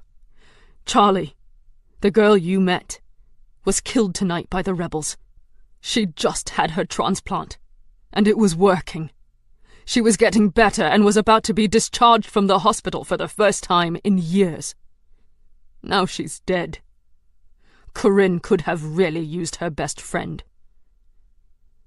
I'm stunned for a moment. First at the news that the sweet girl I met on the first day of APD is dead, and then at Whit calling me Corinne's best friend. But I guess he's right. We are best friends.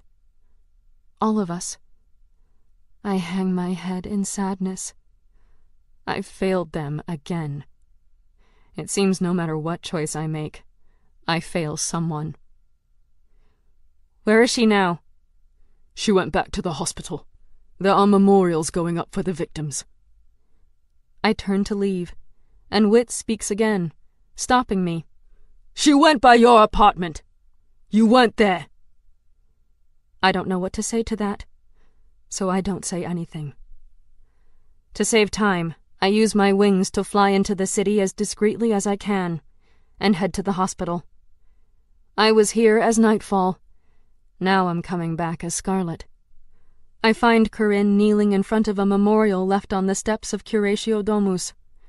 Already pictures of those who lost their lives have been erected, and Eden flowers are swaying and changing color, blooming and releasing beautiful scents into the night air. There are candles burning and crosses erected, and Corinne is crying at the picture of Charlie. I sink to my knees beside her and put an arm around her. "I'm sorry." She turns to me, her face red from crying. "Why did you bail again, Scarlet? Where are you always going?" "I'm so sorry, Corinne. I should have been there. I didn't know." Tears fill my eyes, and her face softens. She hugs me, and our tears mingle. "I'm just glad you're here now. Thank you for coming." We look back at the face of the young, beautiful girl whose life ended too soon. "Why?" Corinne asks. "Why hurt innocent people? How is that supposed to bring peace or whatever it is they want? How does killing this girl make the world a better place for anyone?" Pain has a way of testing us. It either breaks us or makes us stronger. Corinne throws herself into her studies even more after Charlie dies. We all take our studies more seriously since the attack on Curatio Domus. It's the second half of the quarter, and the trial is around the corner. We all want to be ready. So here we are, noses buried in our books. Kai places a steaming mug of coffee in front of me, and I inhale it gratefully. "Thank you." The cup warms my hands as I sip on the delicious nectar. I already drank a packet of Life Force, but nothing can replace my love for coffee. He kisses the top of my head and sits next to me, his books already spread out over the table. You're welcome. How's it going? I look down at the law book open in front of me, full of highlighted sections and notes in the margins. All mine. It's going. Slowly. Corinne grins over at us, and I can see her mind spinning. She loves even the smallest display of affection between us, as she believes it will lead to more soon. Maybe it will. We've been taking it slow since Halloween. This last month has been about us getting to know each other better. Training. Studying. It seems that after Halloween comes the panicked cramming and studying phase of the quarter. For the last several weeks, our trips to the city and nights hanging out chatting have gotten further and further apart as our workload in our classes increase. Now we only have a few more weeks until finals, and my eyeballs feel dead in their sockets from all the reading.